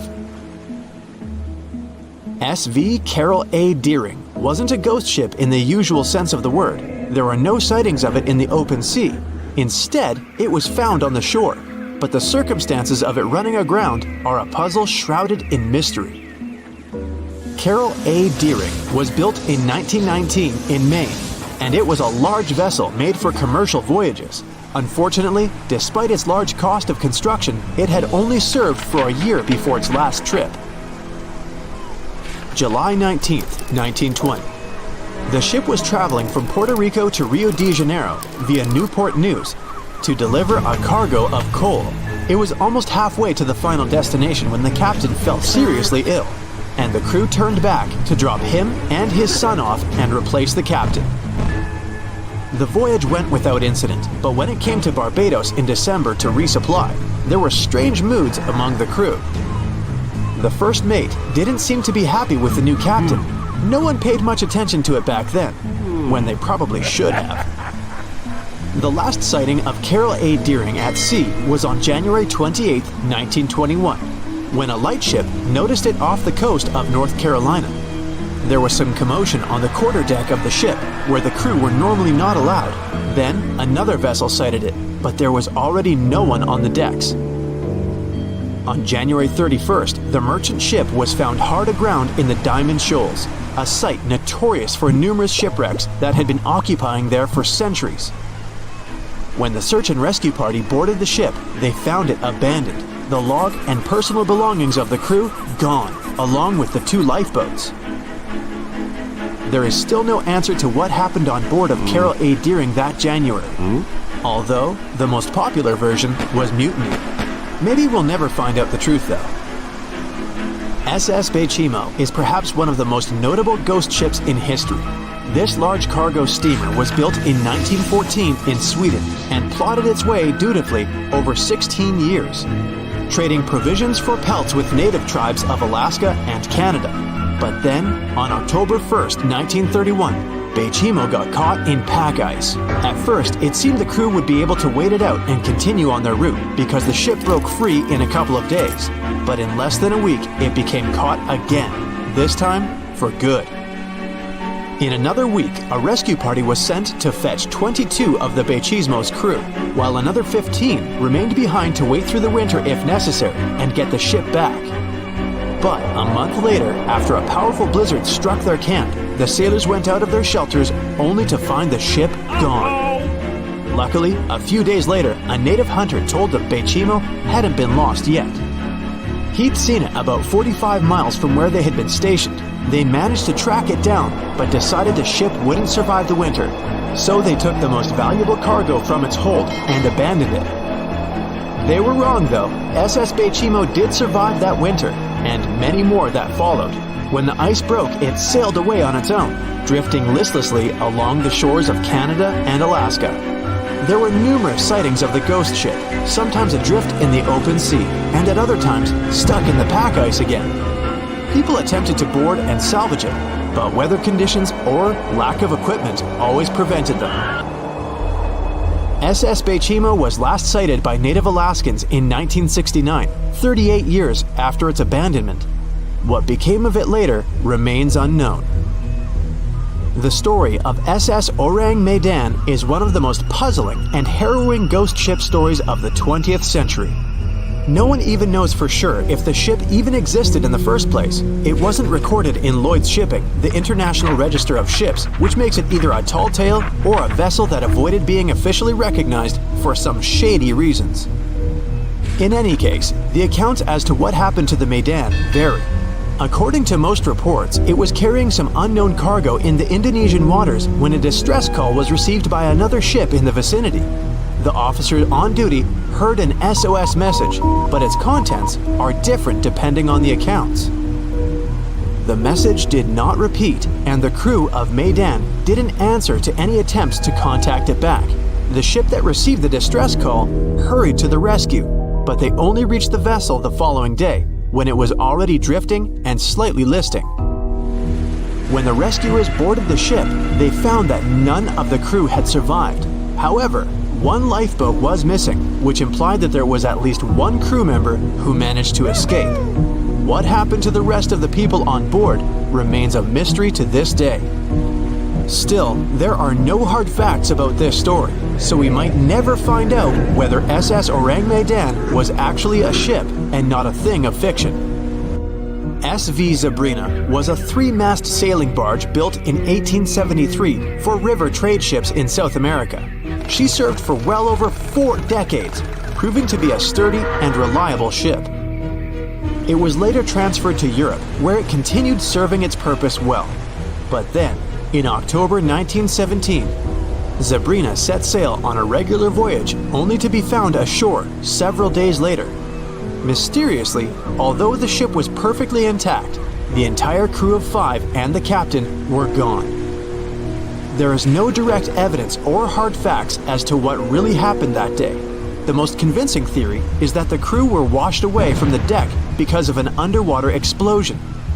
And then the ship sailed ahead without them. But the truth, as always, remains unknown.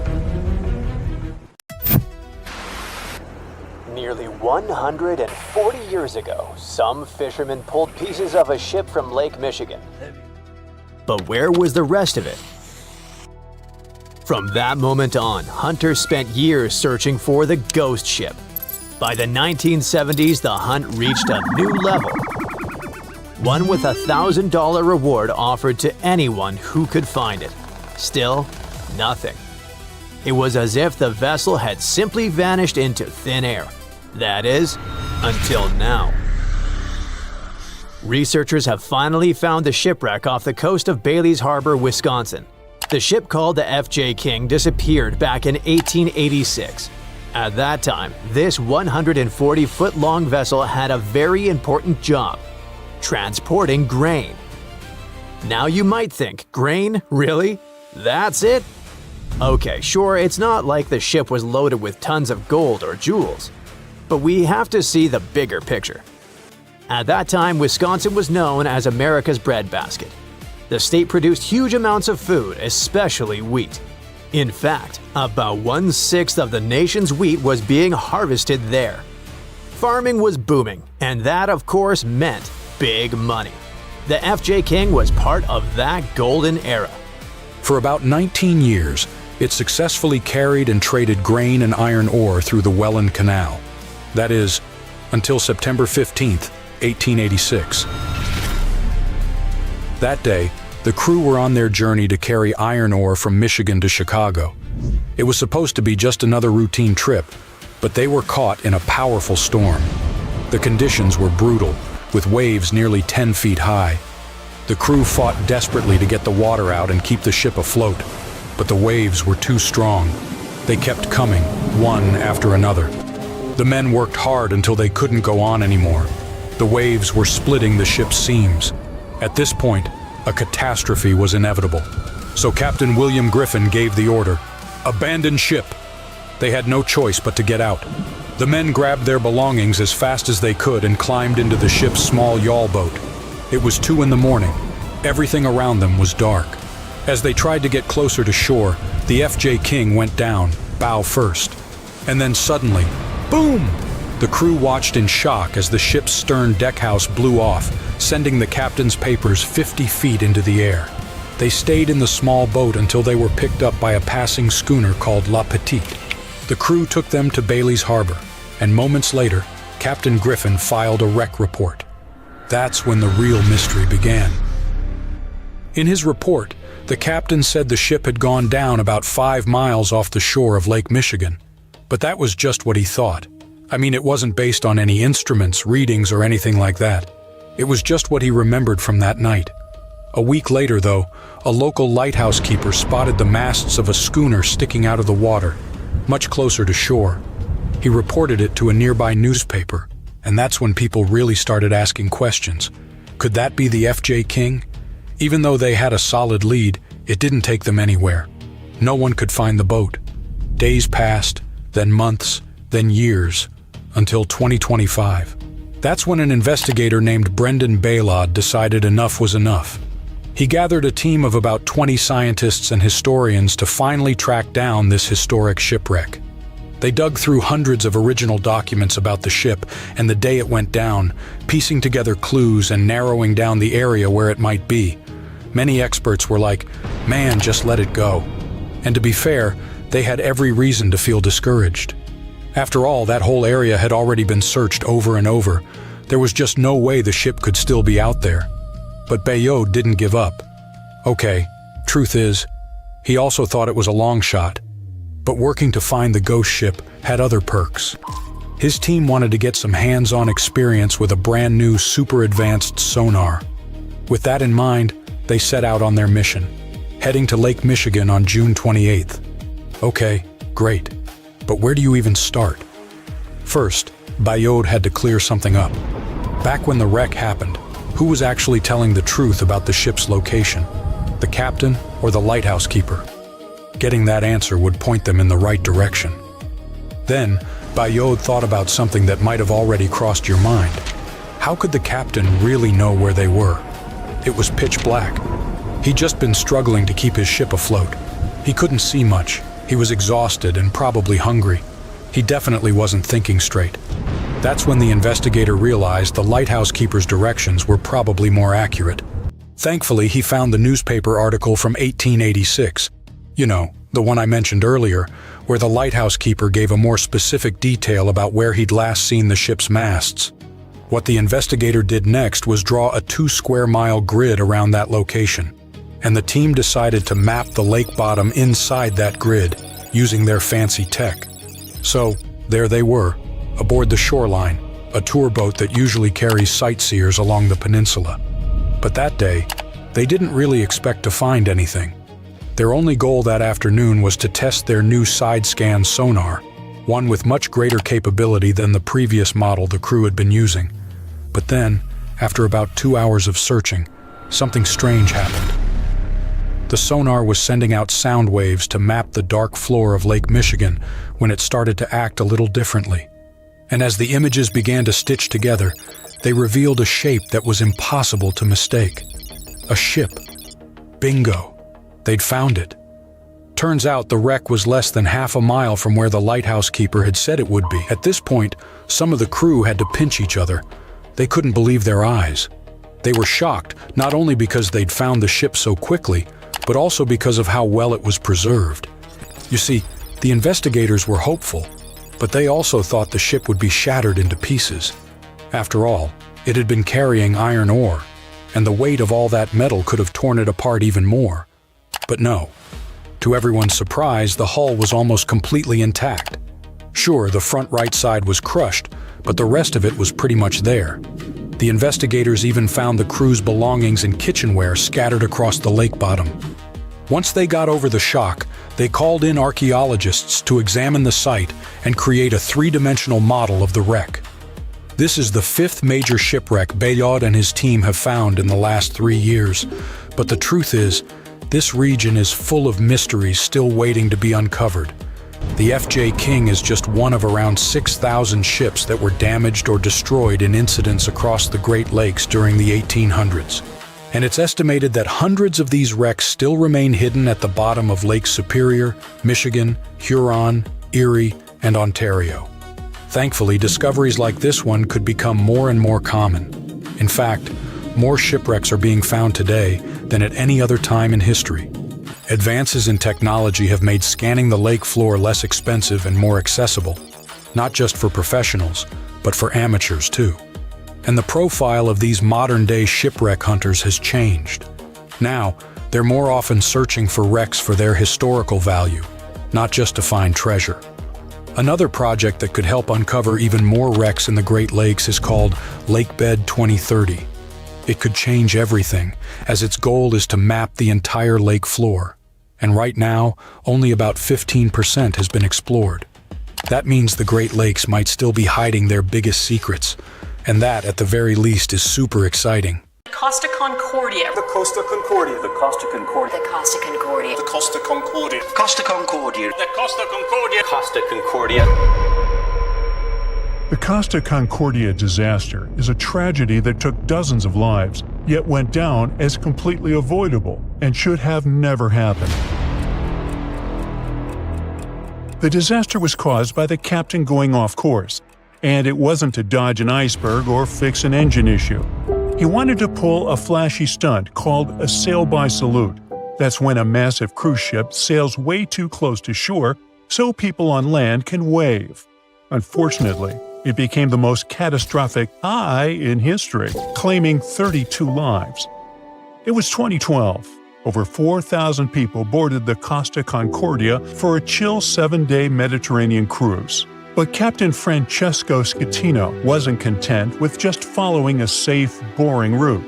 So on January 13th, after leaving Civitavecchia, Italy, he steered toward Giulio Island to pull off his grand salute. Did he have authorization? Nope. So he ordered the crew to change course, and it went something like, "Listen guys, let's head this way." But the helmsman heard "that way," and without a translator handy, the ship took the wrong turn straight into the rocks. There was a magic show going on when the lights suddenly went out. At first, people thought it was part of the act, but then came a horrendous, loud crash, and everyone started to panic. The ship rolled onto its side, and suddenly, it became impossible to access lifeboats.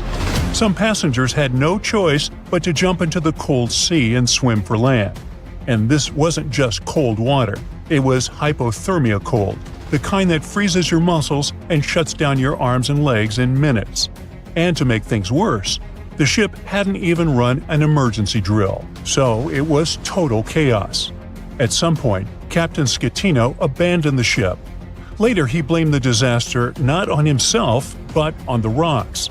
Yes, he literally said the rocks weren't marked on his charts, and that was the real problem. After the disaster, cruise lines tightened their safety rules. So now every passenger has to do a muster drill before any cruise ship even leaves port. A little late, but at least they finally figured that one out. On December 19, more than 1,500 people perished. Now, if you thought the Costa Concordia was bad, meet Doña Paz. This was chaos on a whole new level. So much so, it holds the world record for the largest maritime disaster ever in terms of lives lost. And if you're looking for someone to blame, blamed the must-see movie the captain chose to watch instead of, steering. Officially, this passenger ferry could carry about 1,500 people, but somehow more than 4,000 ended up on board. It was basically a human sardine can on water. There weren't enough beds, so passengers slept in the hallways, on the decks, and sometimes 3 or 4 had to share one bunk. And to complete the disaster starter pack, rumor has it the ship didn't even have a working radio, and the life jackets were locked away. Oh, perfect. It was December 20th, 1987. The Doña Paz set off across the Tabla Strait in the Philippines. For hours, nothing seemed out of the ordinary. Then, at about 10:30 that night, the ferry slammed into an oil tanker, the MT Vector. The problem is that Vector was carrying over 1,000 tons of gasoline. Yep, gasoline. So you see where this is going, right? After the collision, flames quickly spread to both ships and across the water around them. The captain, meanwhile, was in his bedroom watching a movie, and most of the crew was busy partying, which means nobody with real experience was even monitoring the ship when it crashed. So, when chaos broke out, even the crew panicked. Now, remember that whole women and children first code from Titanic? Here it was more like every man for himself. There were no orders, no evacuation plan, no leadership. Passengers were trapped with literally nowhere to run. Some were forced to jump off the ship, only to land in flaming waters. Others didn't even have time to react. Out of more than 4,000 people on board, only 25 survived. What we learned from this disaster is that, yes, there is a limit to how many people you can fit onto one ship. Afterward, the Philippine maritime industry finally enforced stricter safety standards and got a lot tougher about passenger limits. So no, you won't be sharing a bunk with a random stranger if you get on a ship there today. If the Doña Paz is known as Asia's Titanic, then the MV Lajula is Africa's version of it. In 2002, this ferry was supposed to make a trip from Ziguinchor to Dakar. The Lajula was designed to carry about 580 passengers, but on the day of the disaster, it had more than 3 times that number on board. So, from the moment it left port, the ship was already leaning to one side. To escape the hot, overcrowded cabins, many passengers gathered on the upper deck, where students were chatting, playing cards, or flirting far from their parents' eyes. But when night fell, those life is good vibes disappeared fast. Dark clouds rolled in, and strong winds started rocking the ferry. As rain started pounding the Lajula's deck, hundreds of passengers rushed inside. Then the ship suddenly tilted hard to the left, and water came pouring in. The cargo hadn't been tied down properly, so it all slid to one side.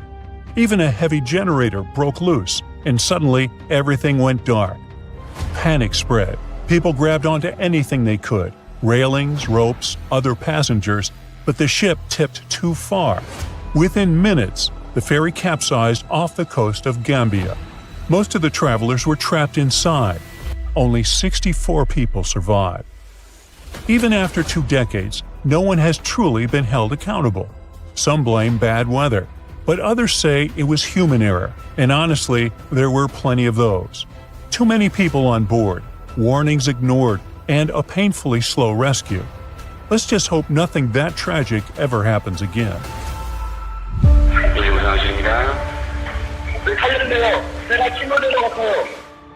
The last disaster on our list changed South Korea. We're talking about the MV Sewol. It was April 2014. A ferry carrying 476 people, mostly high school students, was supposed to be a fun trip to Jeju Island. You know, selfies, snacks, sea breeze. But instead, 304 people never made it home. Those who did survive were mostly rescued by random fishing boats and commercial ships nearby, because the official rescue team took about 30 minutes to show up. That's right, 30 minutes. And that delay was just one piece of a much bigger mess. This was a completely preventable disaster from the start. The trip started out fine. Then, around 8:48 in the morning, the Sewol made a sharp turn and suddenly started tilting. But how sharp does a turn have to be to tip a massive ship like that? I mean, it's not a kayak. So clearly, something was already off. Turns out the seawall had been modified, like a DIY job gone wrong. The owners wanted more room for cargo and passengers, so they rebuilt the upper decks and boosted its capacity by over 100 people. Oh, and on that day, the cargo wasn't even properly tied down. So yeah, it was a disaster waiting to happen. When the ship tilted, all that extra cargo slid to one side, making it lean even more. Water rushed in, flooding passenger compartments. The ferry started sinking within minutes. The passengers panicked, but then they heard the instructions over the intercom. Everyone, stay where you are. Don't move. It's safer in your cabins. Well, it wasn't. While hundreds of students followed orders and waited for help, the captain and several crew members escaped. Yeah, they got off the ship while teenagers were still trapped inside. When rescue teams finally arrived, it was too late for most. The seawall disaster shocked an entire nation, but it also brought people together. It sparked new laws, better training, and a promise that no ship would ever sail that recklessly again. Now, it's been barely a century since the Titanic sank, but scientists say that already, within just a few decades, its wreckage could disappear almost entirely. Meanwhile, a Greek wooden shipwreck that's around 2,400 years old is still looking good. Is it because of some ancient shipbuilding magic, the materials, or something entirely different? Well, let's find out. In the red corner, the infamous Titanic really doesn't need an introduction. It was the largest ship of its time, stretching nearly 900 feet in length. Constructed using strong steel plates and held together with iron and steel rivets, it was powered by coal-fired steam engines. Inside were dining rooms, elevators, even a swimming pool.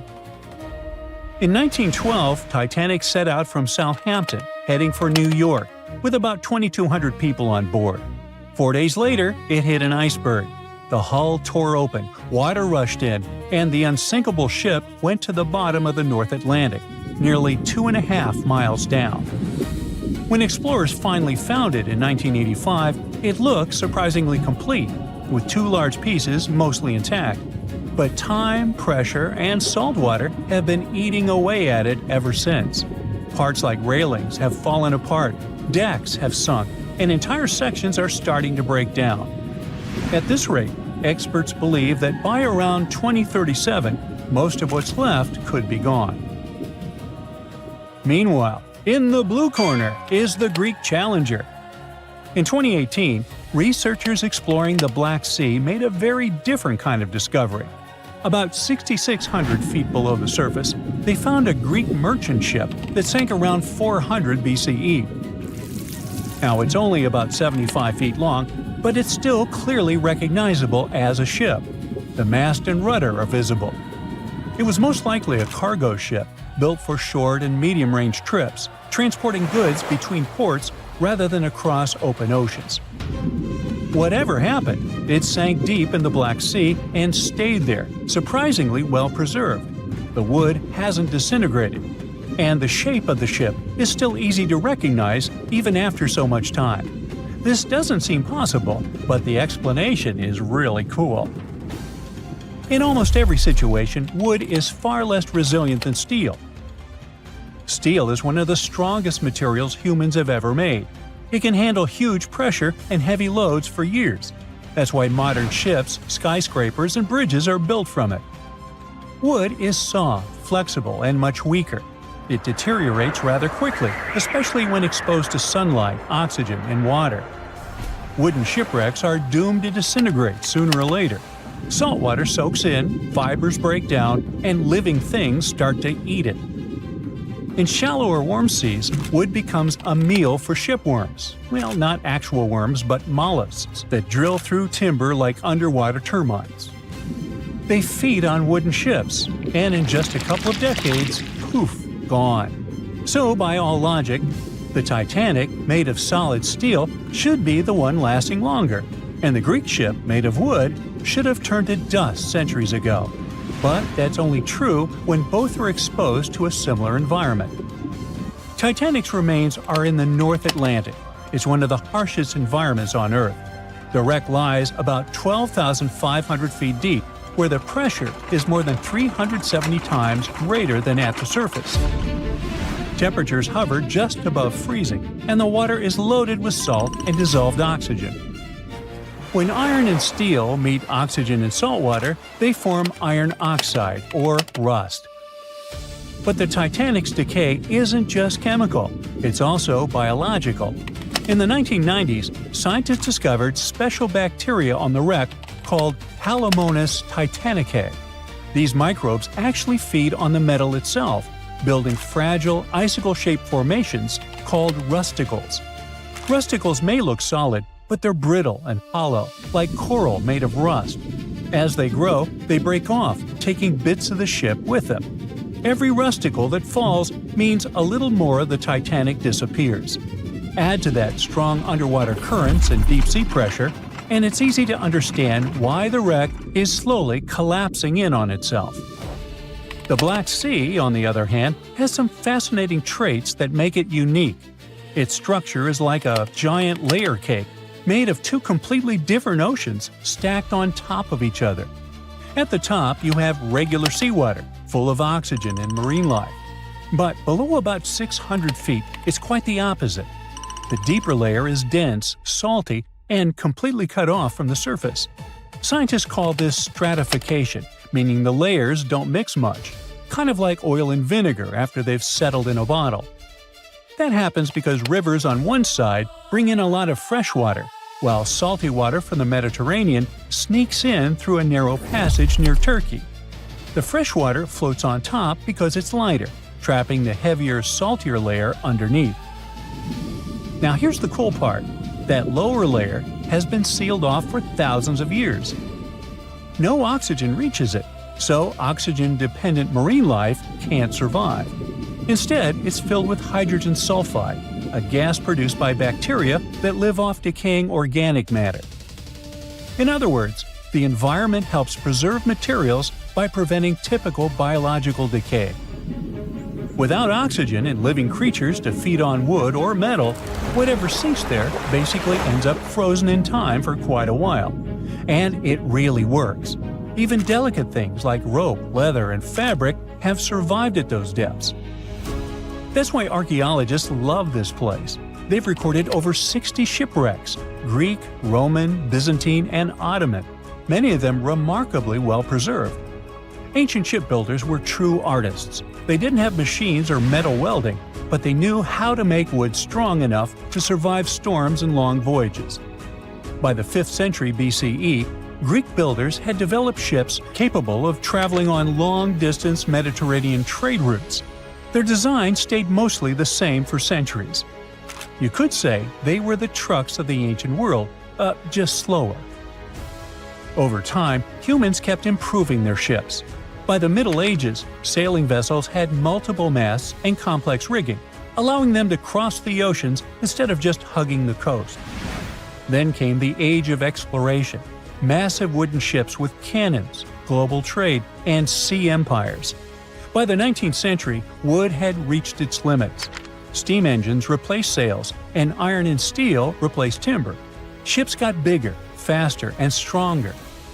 When the Titanic was built in 1912, it represented the absolute peak of shipbuilding technology. It even had electricity. Even if the Titanic hadn't sunk, it wouldn't be sailing today anyway. Maybe it'd be a floating museum. One thing is certain, though, it would have been a vastly different movie. Today, scientists are racing to preserve both kinds of shipwrecks, the ones frozen in time and the ones fading fast. In the North Atlantic, robotic submarines are mapping the Titanic with 3D scans before the wreck collapses completely. Meanwhile, in the Black Sea, underwater drones explore without disturbing anything, capturing ships that look almost new, complete with anchors, pottery, and carved decorations. Because the seabed there has been closed off since forever, it's not just ships that survive. Ancient pots, tools, and even traces of villages still lie buried in the dark, undisturbed layers of silt.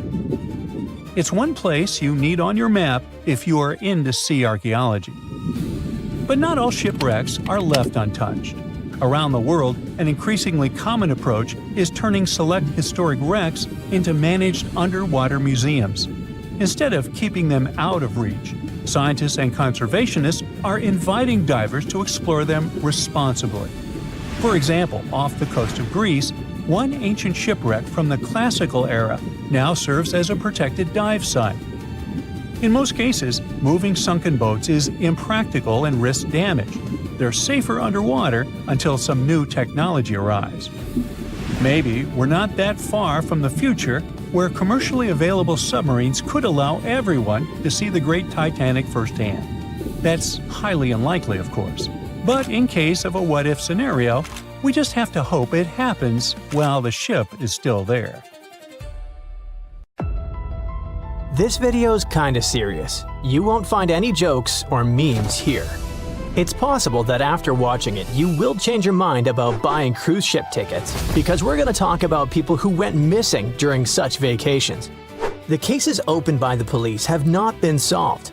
But before we look at some of these creepy stories, let's take a look at the statistics.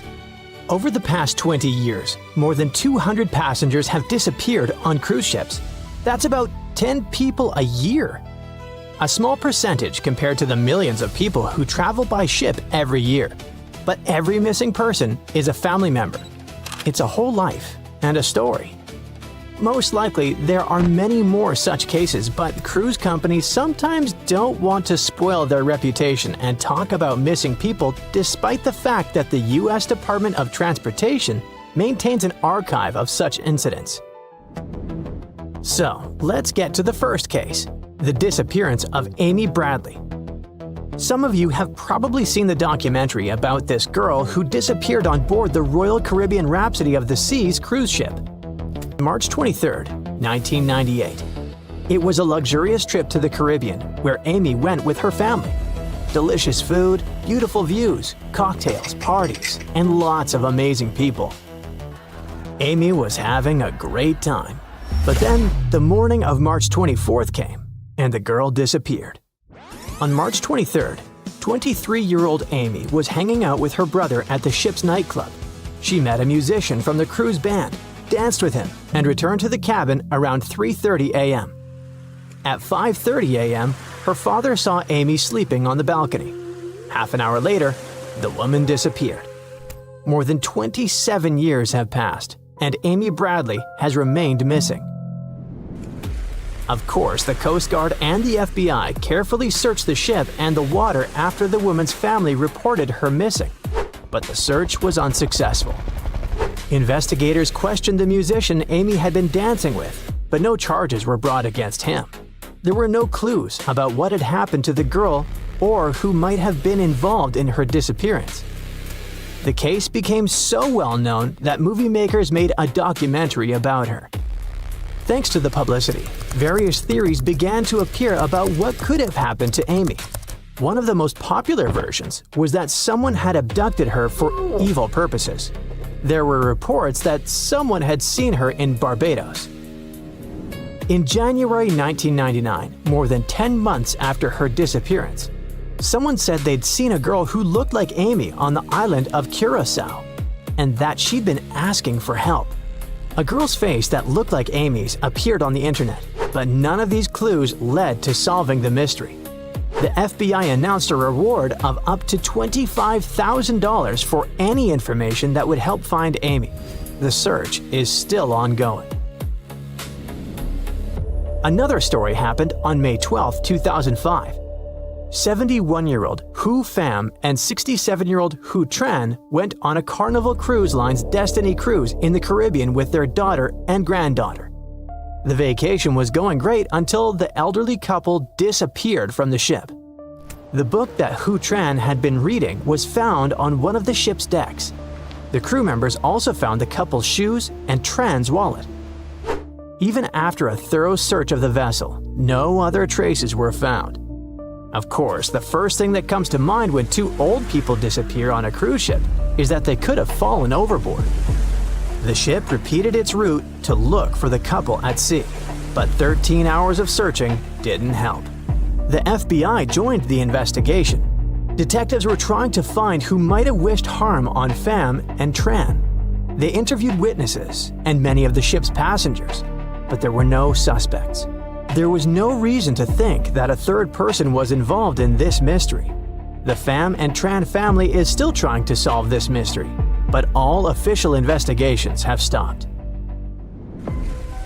Sometimes, a person disappears from the ship even though video cameras are installed. When the records show that no one has fallen overboard, but this person is nowhere to be found. This is exactly what happened to 20-year-old Blake Kepley. He was vacationing on the Holland America Line family cruise ship Oosterdam, which sailed through the waters of Alaska. In the early morning of July 22, 2011, he disappeared. The first version was that the guy had fallen overboard, but the company provided video files from the cameras. The records showed that no one had fallen overboard during the trip.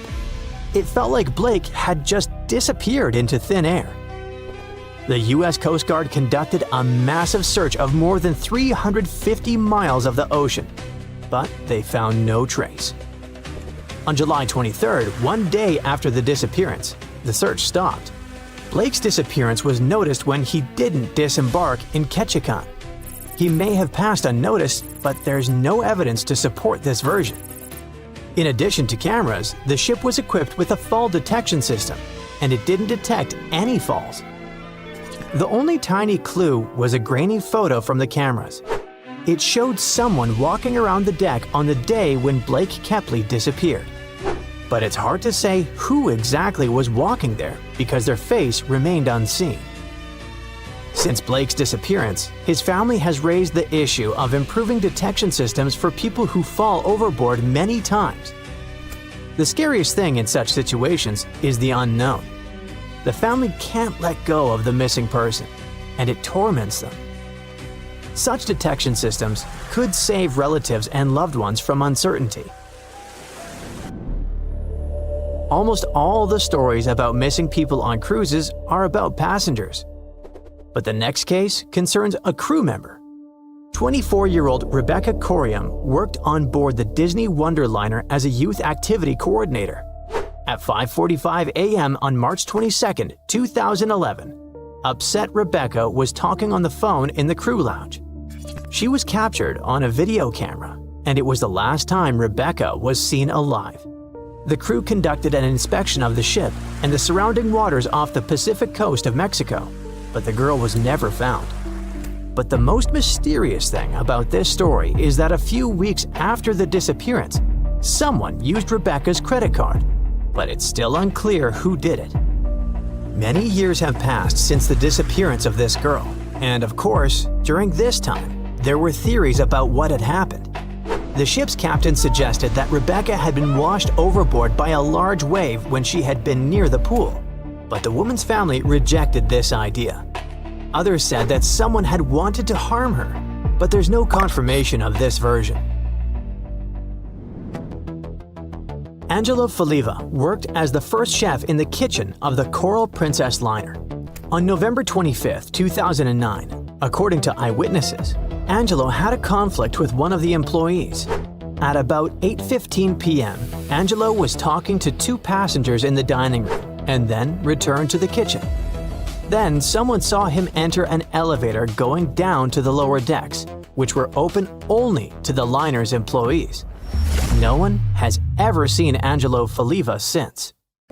The situation is complicated by the fact that there were no cameras in the employees' areas. There were no cameras in the restaurants either, so there were no clues about what had happened to this man. "I'm going to the pool," 21-year-old Ariel Marion told her mother on the eve of her disappearance. After these words, her mom took a nap. When she woke up, her daughter was no longer on board. The search didn't reveal any details, but one of the passengers saw someone or something fall from the upper deck into the open sea. The girl was never found. The version of falling overboard is the most likely. Welcome aboard the most innovative, powerful, and safe spacecraft, Chrysalis, which will take you to exoplanet Proxima Centauri b of the Alpha Centauri star system. Thousands of brilliant minds have been working for decades to provide you with a comfortable journey through the depths of boundless space. You won't live to reach your destination, as the entire way takes more than 400 years. But rest assured, your descendants will reach Proxima Centauri b completely healthy. Now let me give you a tour of the ship and show you how it works. To ensure that living conditions on Chrysalis are as close as possible to those on Earth, scientists equip the ship with artificial gravity support. Thanks to the rotating hulls, you'll be able to walk here as if you're on your home planet. And the ship's length? A whopping 36 miles. Will definitely ensure you take long walks. You can sit on a bench in the park where botanists have planted flowers and trees grown on board. You can visit a library or have lunch at a cafe. You can meet your friends in the evening, or you can spend time at home watching documentaries about wildlife. Maintaining an earthly standard of living on the ship is possible thanks to the operation of thermonuclear reactors and the unique design of Chrysalis. The whole ship is built like a nesting doll. Several layers of the ship cover one another and spin around the central core. Each layer is equipped with a fusion reactor and public spaces, farms, warehouses, natural parks, technical departments, and many other facilities. The center of the ship has communication equipment and shuttles that will take you to Proxima Centauri b after Chrysalis approaches the upper layers of the planet's atmosphere. Factories for the production of food, plants, mushrooms, insects, microbes, and livestock are located on the level closest to the core. Earth's biodiversity is traveling with you to the neighboring star system. In order to maintain this biodiversity in natural conditions, engineers have equipped the ship with tropical and boreal forests. Scientists recommend regular visits to these natural areas to reduce anxiety and homesickness. The second level is designed to support passengers' social life. There are parks, schools, libraries, and hospitals here. Community and spending time together should protect you from existential horror and distract you from realizing how far away you are from your home planet. The next level of Chrysalis has an air and heat circulation center. If the core is the heart of the ship, then this area is its lungs. Then there's a layer designed for waste recycling, construction, and numerous factories. There will always be something to do on the ship, and you will never be out of work. This means you will never face a financial crisis. The last and furthest level from the core works as a giant warehouse for storing various resources, materials, equipment, and machines. In order not to burden people with additional work at this layer, engineers placed robots with artificial intelligence here. The ship's complex and multi-layered systems work to provide the passengers with the feeling that they're on Earth. But if you want to remind yourself where you really are, you can go to the front part of Chrysalis, where engineers installed a so-called space dome with a gravity zone. Here you will have a great time with zero gravity, enjoying an incredible panoramic view of space. In order to maintain a stable demographic and not provoke overpopulation of the ship, it's necessary to have at least 1,500 people on board. That's 900 people fewer than the stated capacity. Engineers and pilots responsible for managing the spacecraft will be cooperating with artificial intelligence. But of course, no comfort makes sense without security. The Chrysalis body has a cylindrical shape with a narrow front, which reduces the risk of impacts from small meteorites and space debris. Mobility, speed, and long flight time are provided by an engine working on a nuclear fusion isotope of helium and deuterium. It gives the ship a simultaneous boost of thrust and electrical power. Now, all your attention should be focused on the preservation of the human species. Over the course of 400 years, while the ship travels to its destination, several generations will change. Your kids and future descendants won't get the experience of living on Earth. Skilled teachers, engineers, and other professionals, along with artificial intelligence, will teach the next generation science, culture, and all the necessary knowledge that will help build our civilization in a new home. The success of the mission also depends on the psychological state of the passengers. For this reason, not everyone will be able to access the chrysalis board. To adapt the human brain to the conditions of terrestrial isolation, the first generations will need to spend approximately 70 to 80 years in a remote area of Antarctica. Obviously, after such a long period, many won't be alive anymore, but they will make their descendants ready for a space mission. The first generation will never see space and will spend their entire lives in the cold Antarctica. What kind of person can be prepared for this? Their renunciation of the world and sacrifice for the sake of other people will set an example of the highest manifestation of love. This fact adds more responsibility to your mission.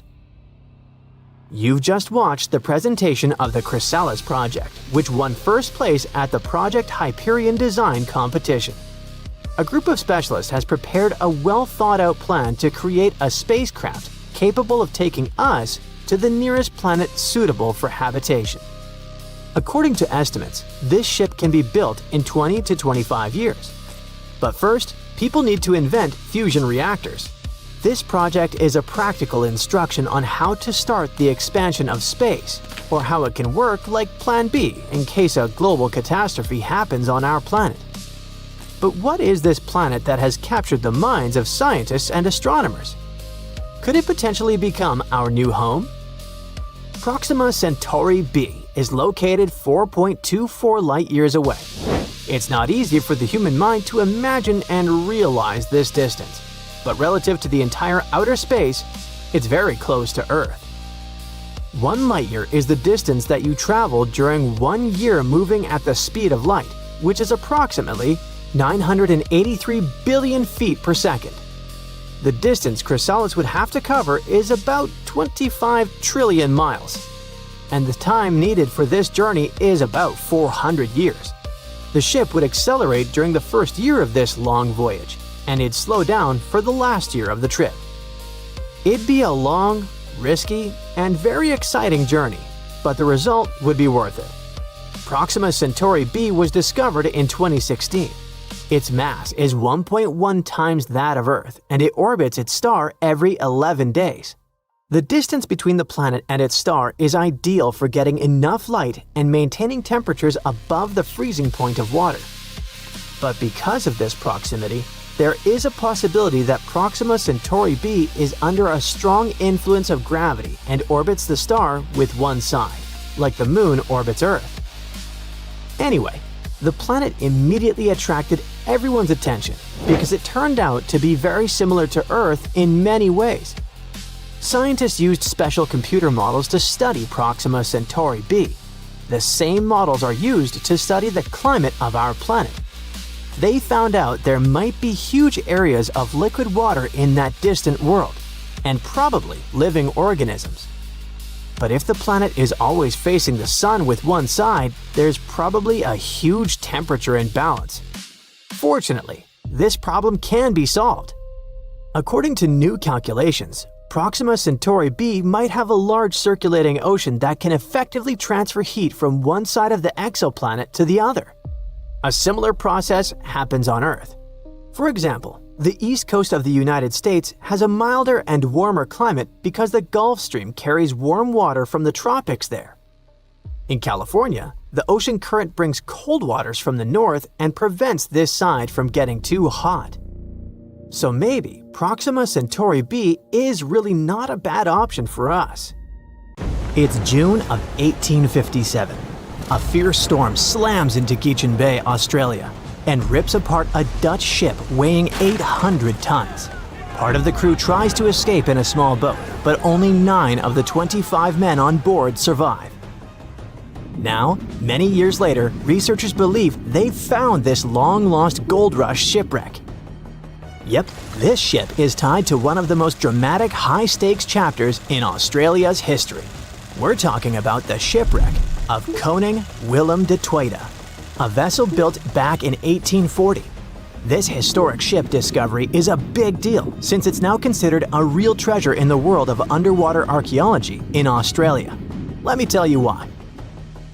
By the middle of the 19th century, Dutch ships were carrying not just goods, but also people from Asia who were hoping to start a new life in Australia.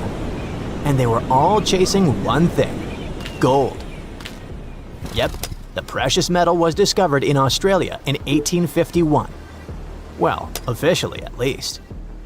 It was actually found a few years earlier, but let's just say the authorities decided to keep that little detail away from the newspapers. Anyway, the big public discovery happened in 1851 when an Australian gold prospector named Edward Hammond Hargraves led an expedition in the New South Wales region, and he chose to tell everyone about his find. And just like that, the gold rush began. News spreads fast, so people start arriving from everywhere: Britain, Ireland, Germany, the Netherlands, and also from China. It's estimated by that time around 20,000 Chinese had made their way to the goldfields in Victoria. By 1861, about 3% of the Australian population had been born in the Asian country. Most of them came from the southern region of Guangdong, which was going through a really tough time back then. They'd been through it all: foreign invasions, massive floods, serious food shortages, you name it. Many people had lost everything. Their money was gone, their homes destroyed. They couldn't even afford a bite to eat. There was no clear way out of the poverty they were stuck in. But then, word started to spread. There was a goldfield somewhere in a distant British territory. They heard stories from people all over the world going there, that it was peaceful, full of opportunity, and that the land itself had everything you could need.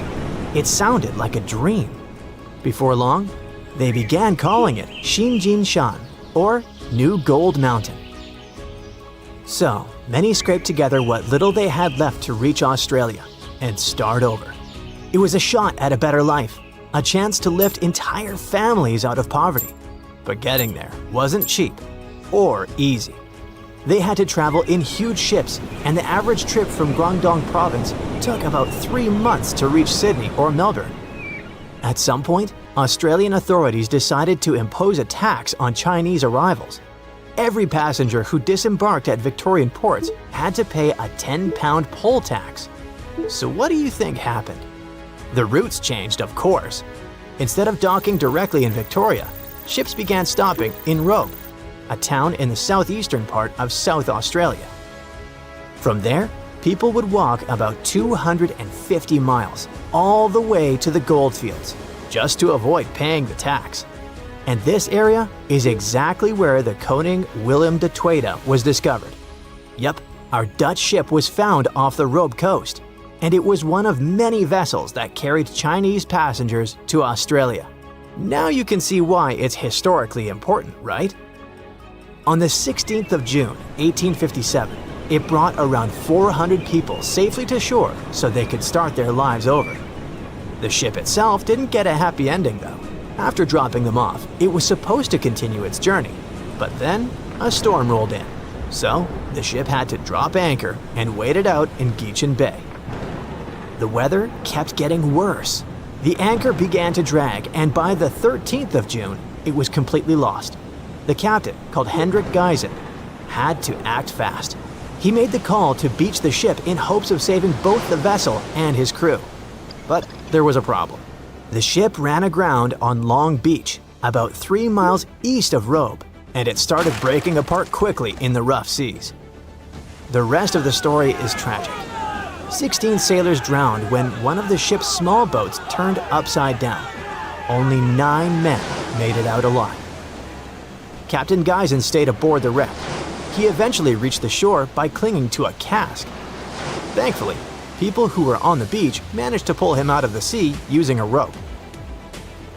A few months later, things from the wreck were sold to a local man in Robe named Jacob Chambers for £225, which was a pretty big amount of money back then. And that's because people were able to save a good amount of stuff from the wreck, like the bell, some doors, and wooden planks from the hull. Those doors and some of the timbers were later used to build the Caledonian Inn, a historic 2-story stone hotel that went up in 1859. As for the bell, it was supposedly used at Robe Primary School for over 100 years, but researchers aren't so sure about that part. What we do know is that most of the ship's remains were still missing, until now. After 3 years of hard work, a team affiliated with the Australian National Maritime Museum believes they have finally found the Koning Willem de Tweede. The project kicked off in April of 2022, and its main goal has been to search for, locate, and carry out an archaeological survey of the shipwreck's remains. To do that, they mainly used 2 tools: underwater metal detectors and a marine magnetometer, a device that detects changes in the magnetic field of the seafloor. Soon, this technology started picking up a bunch of anomalies in the area where the shipwreck was believed to be. And by anomalies, I mean weird signals. Clues that something might be buried under the seabed, probably hidden under layers of sand or mud. They believe those signals were coming from the iron parts of the ship's windlass. That's a big winch at the front of the ship used to pull up the anchors. Some of those pieces were sticking up slightly from the seabed, along with a partially exposed iron frame. They also spotted a well-preserved wooden plank underneath the windlass, which suggests that more of the ship's hull is still down there, just buried under the sand. So why do they feel confident that this wreck is the Koning Willem de Tweede? Well, basically for 3 reasons. First, the location. The spot where they picked up those signals lines up with historical accounts of where the ship went down. And it just so happens to be the only known shipwreck in that part of Long Beach. Second, the size. The cluster of magnetic signals roughly matches the ship's documented length, which is about 140 feet. Third and last reason, they found pieces of Chinese pottery from the 1800s right on the beach next to the site. When you put all those facts together, it basically screams Koning Willem de Tweede. That's why the team feels so confident they've finally discovered this historic ship. But even though they have good reasons to believe it, more research still needs to be done, so they're planning future visits to the site to keep monitoring things. The goal is to check the ship's condition and look for more parts of the hull or artifacts that might get uncovered as the seabed shifts over time. Let's hope they get lucky next time around. For years, the world's most valuable shipwreck was just a legend, until now. It has finally been found, and among the wreckage was a real treasure worth $1.1 billion. To understand this better, we need to go back to 1622. That year, the mighty Spanish galleon Nuestra Señora de Atocha set sail from Havana, packed with riches belonging both to King Philip IV of Spain and to the wealthy members of the crew. We're talking about gold, silver, copper, and emeralds from Colombia, Peru, Mexico, and Venezuela. The cargo was so large, totaling more than 40 tons, and so vast that it took 2 months to transport it to the ship. The ship was also packed with people. There were 265 people on board. At first, everything went well, but then came the Florida Straits and trouble. The crew found themselves lost in the night that was not only cold, but also stormy. And before long, they were facing a powerful hurricane. The wind tore the masts apart. Giant waves destroyed the rudder, and soon, the Atocha was sinking toward the darkness of the seabed. The disaster that night meant a huge loss of wealth for King Philip IV, but even worse was the loss of life. Of the original 265 crew members, only 5 survived. They managed to climb up the mizzen of the ship, the only part that remained above water. With all that treasure gone, the Spanish were quick to spring into action and devised a salvage operation. 5 ships were sent to recover the cargo. The plan seemed simple and easy. After all, the hatches were securely locked, so the treasure could still be there. But almost immediately, things went wrong. For example, one of the 5 ships ran aground before it could even begin its journey. In the end, the search dragged on for 60 years, and many factors contributed to the mission's failure. That may not seem so bad today, but back then, divers didn't have the technology or safety equipment that we have today. Exploring the seabed was risky. and more often than not, it led nowhere. While searching for the Atocha, the rescuers found traces of another vessel, the Santa Margarita, the Atocha's sister ship. Another hurricane passed through the region a month after the sinking. The seabed became a jigsaw puzzle with pieces of the ship scattered everywhere. The rescue mission became almost impossible. Over time, the Spanish managed to recover part of the Santa Margarita's cargo, but Atocha's treasure seemed lost forever. Even so, no one forgot that story. Then in 1969, more than 300 years after the sinking, everything began to change. An experienced deep-sea diver, Mel Fisher, stepped in and decided to rewrite history. Mel had already spent a big part of his life at the bottom of the sea. He and his wife even ran a diving school in California. So, Mel gathered his family and moved to the other side of the country. He led a new team of hunters whose mission was clear: to find the lost treasure of the legendary Atocha. They had little more than a boat, some diving equipment, and metal detectors, but that was enough to get them started. They focused on a region called the Matacumbe Keys, mentioned in several 17th century documents. In the first year, they traveled more than 100,000 miles but found absolutely nothing. It seemed like an impossible dream. But Mel still had a card up his sleeve. Eugene Lyon, a historian who would change the course of the search. Eugene delved into the Spanish archives in search of clues about the shipwreck. It was there that he found an important document that mentioned a group of people trying to save it. On the last page, it was mentioned that an area 100 miles from where Mel was searching had been the scene of the main exploration. This little piece of information was the needle in the haystack they needed. They rerouted the ship and soon arrived at the new location. But there was a challenge. That part of the ocean was deeper and the visibility there was almost zero. It was difficult to see your own hands. However, Mel knew how to deal with the adversities of diving and came up with a simple and brilliant solution. He installed 2 large tubes on the boat called letterboxes. Those tubes could be lowered in front of the propellers. The idea was ingenious. They sucked clean water from the surface and directed it to the bottom of the sea, exactly where the divers were. This technique not only cleared the murky water, but also helped to reveal objects that had been hidden for centuries. And still, the search took 16 years. During that time, Fisher found many lost items. Then, in 1971, they discovered a huge anchor. This was the first clue that they were close to finding the Atocha. In the following days, more objects appeared. Cups, swords, and ancient nails turned up. To keep everything organized, the team created a circular map. On it, they marked the exact location of each item they found. They also used radio transmitters on land and a receiver on the boat, which allowed them to know precisely where they were. The system was so efficient that it could measure the position with a margin of error of just 1 foot. Over time, a line began to form on the map, pointing to where the Atocha's main treasure might be hidden. They followed this trail for 2 years. Just when they were starting to lose hope, they found silver bars. It was the year 1973. This opened the door to much bigger discoveries.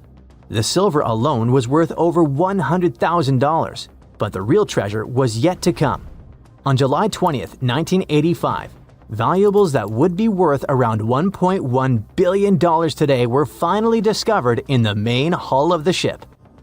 The treasure included 180,000 silver coins, 24 tons of silver bars, 125 gold bars, a collection of pearls, and 66 pounds of emeralds. Some of these finds were priceless, not only because they were rare, but because of their history. The Atocha Cross, the Royal Orb, and the Atocha Ring, 3 royal artifacts, were found in near-perfect condition. The Atocha Cross was the most valuable of all the artifacts. It had 9 brilliant green emeralds set in 22-karat gold. A true treasure from the past, shining once again after centuries underwater. Soon after the discovery, the state of Florida thought, wait a second, we want a piece of that treasure. They went to court, demanding a whopping 25% of the value. A bitter legal battle ensued and it lasted 8 years. It even went all the way to the Supreme Court. But in the end, treasure hunter Mel emerged victorious. He was even invited to The Tonight Show, showing off a massive gold chain found in the wreckage, wrapped around his waist like a belt. People called it the money chain, and for good reason. The find was so big that the wreck was declared the world's most valuable by the Guinness Book of Records in 2014. After the initial excitement, Mel sold some of the gems, but the bulk of the treasure remained in the family for a while. What was left was auctioned off. No one knows exactly how much the jewels were sold for, but one thing is for sure. Their value has skyrocketed over the years, and it's not just about the sparkle, it's about the legend that lives behind them. Today, these treasures are part of the particular Muzo collection, the largest private collection of the Atocha artifacts in the world. And no, they're not for sale. But the good news is that you can still see them. They're on display, shining brightly in homage to Colombia's rich history and the famous mine from which they came. The people behind them say that these emeralds are as iconic as the rubies of Mogok or the sapphires of Kashmir. And honestly, they're right. Be careful, one. Save yourself. We're drowning. Quick, check this out. Over 5,000 ships have been lost near this coastline. Pirate galleons, Civil War ironclads, even modern boats. They've all gone whoosh under the waves. This is a story about the famous graveyard of the Atlantic. For sailors, one of the most dangerous places on the planet. This place is called the Outer Banks, located off the coast of North Carolina. It consists of long, narrow islands that look like nature's speed bumps between the Atlantic Ocean and the mainland. From the air, they stretch out like lazy strips of tan ribbon floating on blue water. You'd never guess anything sinister happened here. It just looks like miles and miles of soft beaches, ready for bonfires and beach parties. Except these islands are, for lack of better words, restless. Geologists sometimes call them barrier islands, but the word barrier makes them sound solid and dependable. Truth is, they're more like runaway sand piles, always rearranging themselves whenever the sea decides to push and pull. Even Google Maps can barely keep up. Islands shift, they slide, they crack in half and come back together again. A storm doesn't just mess up your beach castle, it might literally erase the entire beach. In 1846, a hurricane punched straight through one of these islands and created an entirely new inlet that's been shifting ever since.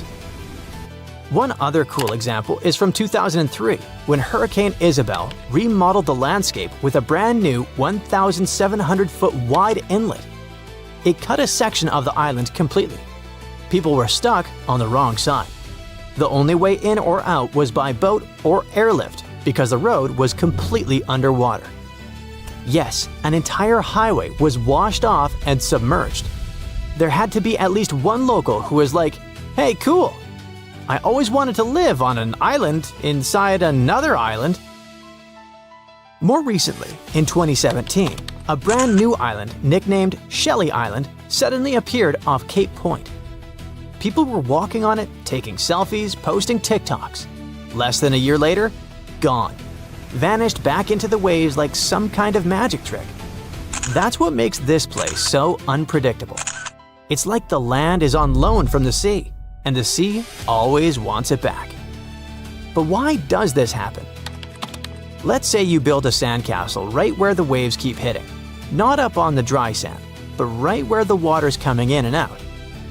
Every time you shape it, the water swooshes in and steals a little piece of it. Now imagine that instead of one castle, you're trying to build a whole island like that. That's basically what the Outer Banks do every single day. That's because these islands are made of sand, not rock. Just soft, annoying, squishy sand. And the ocean is constantly poking at them, stealing a bit here, piling up more over there, and rearranging everything like it's playing a giant game of beach Tetris. Now, add some powerful forces underneath the water. Here, the Gulf sends up a blast of warm water. The Arctic sends down icy waves, and they collide into a swirling milkshake that scrambles sandbars all over the place. This is what makes it so dangerous for ships. Imagine wearing a pirate hat and navigating your Black Pearl through something so unpredictable. Or even a modern cargo ship. The water's shallow, but it doesn't look shallow. The sandbars are underwater, but they move around. The currents are pulling your ship in every direction except the one you want. And even if you are a master helmsman, you still have to deal with fog so thick you can't see your own mast, followed by storms that smack ships around like toys. As you can see, it's not one single trap, it's the whole ocean acting like it's out to get you. And for thousands of unlucky ships, it did. This stretch of water has always been a magnet for pirates, scavengers, and anyone with an eye for opportunity. You probably heard about Blackbeard, the legendary pirate who plagued the American coastline in the early 1700s. His flagship, the Queen Anne's Revenge, sank near Beaufort Inlet in 1718. Stories say Blackbeard even blockaded the entire port of Charleston before his ship finally went down. And yep, it's still there. Divers found the wreck in 1996, and they're still pulling up cannons, gold dust, medical tools, and all kinds of 18th century pirate loot. Over the years, locals made a living salvaging whatever the ocean tossed onto their shores. Timber, tools, cargo. If it washed up, it got used. The now abandoned village of Wash Woods, located near the Virginia border, was famously constructed by survivors of a shipwreck. They used cypress planks from a ship that had washed ashore during a storm in 1889 to build the village along the Virginia beach. They built homes, a church, and even a school out of wreck wood. Nice way of recycling. And then there's Nag's Head, which sounds like the name of a pirate bar, but actually comes with one of the coolest legends on the coast. According to local folklore, centuries ago, wreckers in the area came up with a sneaky trick. They'd tie lanterns to the necks of old horses or nags and walk them along the dunes at night. From far out at sea, that bobbing light looked like another ship sailing safely near the shore. Captains would follow it thinking they were in safe water, only to slam straight into a hidden sandbar. Now, is that legend true? Probably not. Historians haven't found any solid evidence that it ever happened. However, when the ocean is sinking ships full of goodies near your shores, becoming a shipwreck scavenger starts to sound like a pretty solid career move. But even with modern technology, ships are still getting wrecked. In 2012, the tall ship Bounty sank off the coast during Hurricane Sandy. It was a modern tragedy with a very old pattern. A ship meets a storm, and the storm wins. The boat was actually famous. It was a Hollywood-built replica of the 18th century Royal Navy ship with the same name, created for the movie Mutiny on the Bounty. The original met its fate in 1789, when it was burned after the infamous mutiny. Then in 2020, the Ocean Pursuit, a commercial fishing vessel, ran aground near Bodie Island. And it's still there, slowly being swallowed by sand and surf. There are many similar examples. Whether you're a pirate, a U-boat commander, or just trying to catch some tuna, the graveyard of the Atlantic doesn't care. If you sail around here, you might just become part of the collection. And get this, we haven't even found everything yet. A lot of shipwrecks in the Outer Banks are still buried under sand dunes or lurking underwater. Some of them only show up when storms change things around, kind of like the ocean lifting a little peek of its curtain. Archaeologists keep finding new wrecks, even decades or centuries after those ships went missing. Who knows what else is hiding down there? It could be a real pirate treasure. Maybe some cannons or a whole ship lost to time. Not to mention that it's not just about money or gold coins. Every wreck is a time capsule, sealing away stories of people, technology, and history. To divers and archaeologists, that's a kind of treasure you can't put a price on. But if it's so dangerous, why do they still use these ocean routes? Even with the risks, ships still pass near the Outer Banks, since it's right in the way of a major shipping route.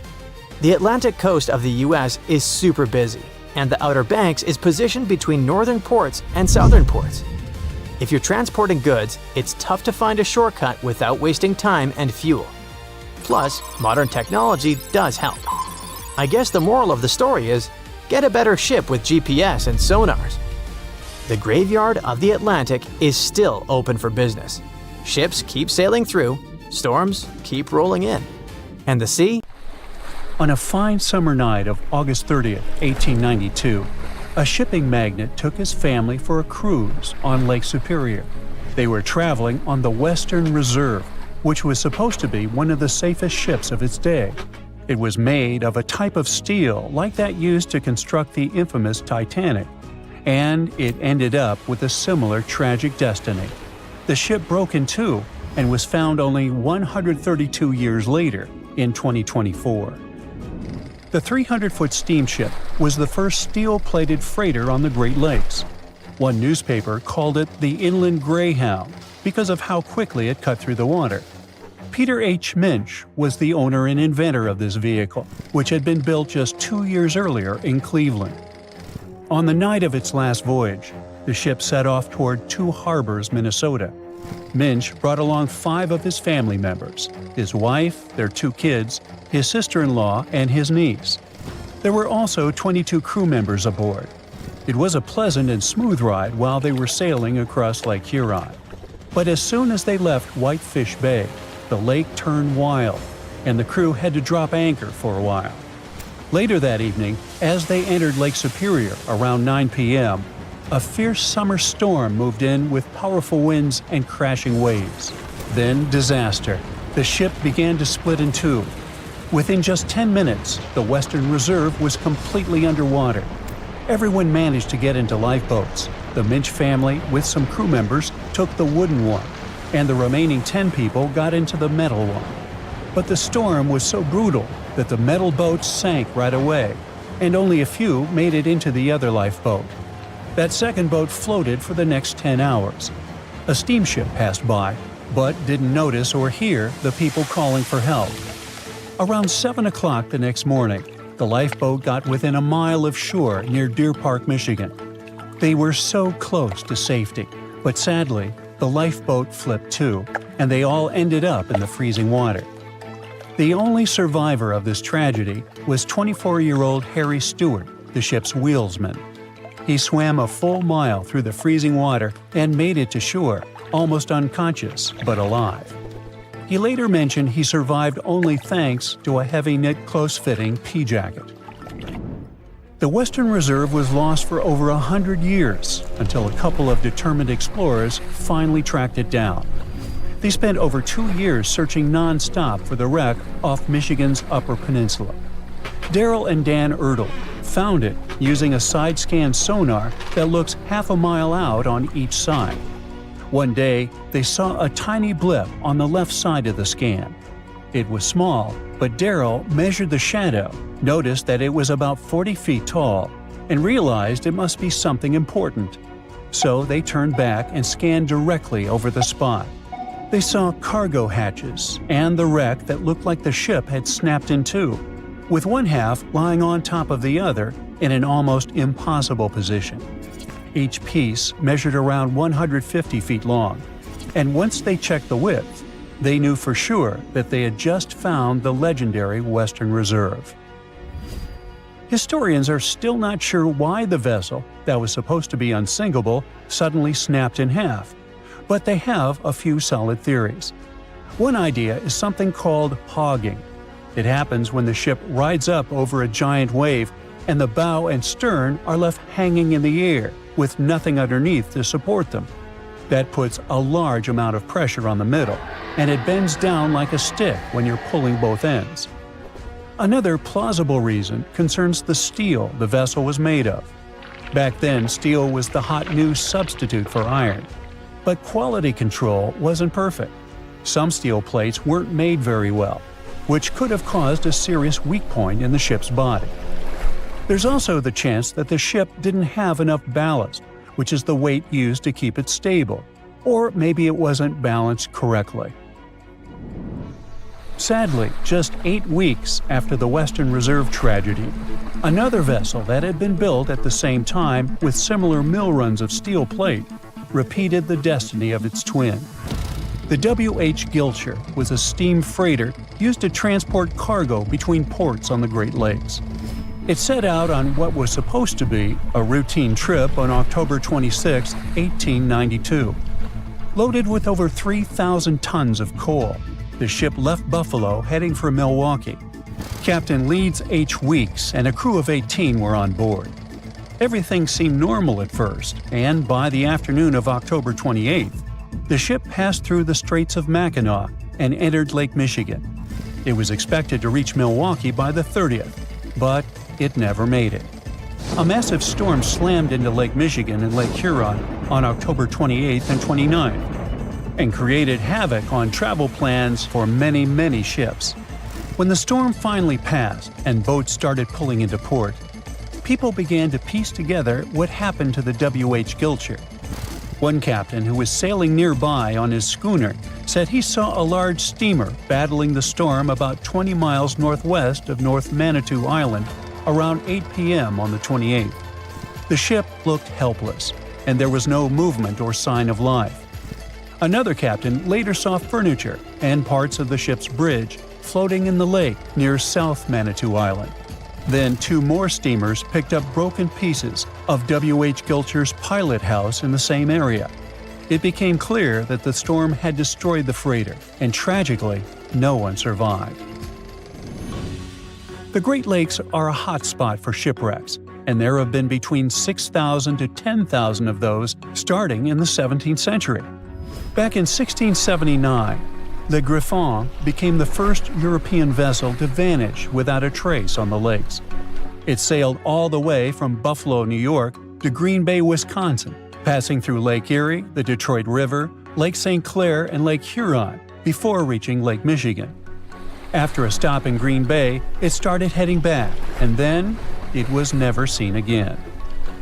In 1975, one of the most famous shipwrecks happened when the massive 729-foot ore carrier SS Edmund Fitzgerald sank in Lake Superior.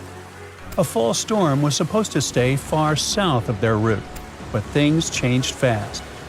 Another freighter, the Arthur M. Anderson, was following behind and kept in radio contact with the Fitz's captain, Ernest McSorley. By the afternoon of November 10th, waves were smashing over the deck, and wind gusts at over 80 miles per hour were hitting both ships hard. By 7:20 p.m., the Anderson couldn't reach the Fitzgerald by radio anymore, and it had vanished from radar. There was no distress call, no warning. The huge ship had just disappeared. Later, search crews found the wreck over 530 feet under the surface, broken into 2 giant pieces. No one of the 29 crew members survived, and no one witnessed what really happened. There could be all sorts of reasons for such tragedies, from errors in judgment and equipment failure to simply being in the wrong place at the wrong time. The Great Lakes are massive bodies of water with weather systems that you would expect to find in seas. These inland seas sit deep in the middle of the continent, and hurricane-strength winds and powerful storms form here. Many of them hit in November and December, when the waters are still warm from the summer, but Canadian cold air is starting to push down. There's a huge difference in temperature between the air and water. This difference and strong winds lead to massive waves. Plus, ice forms more easily in fresh water than in salt water.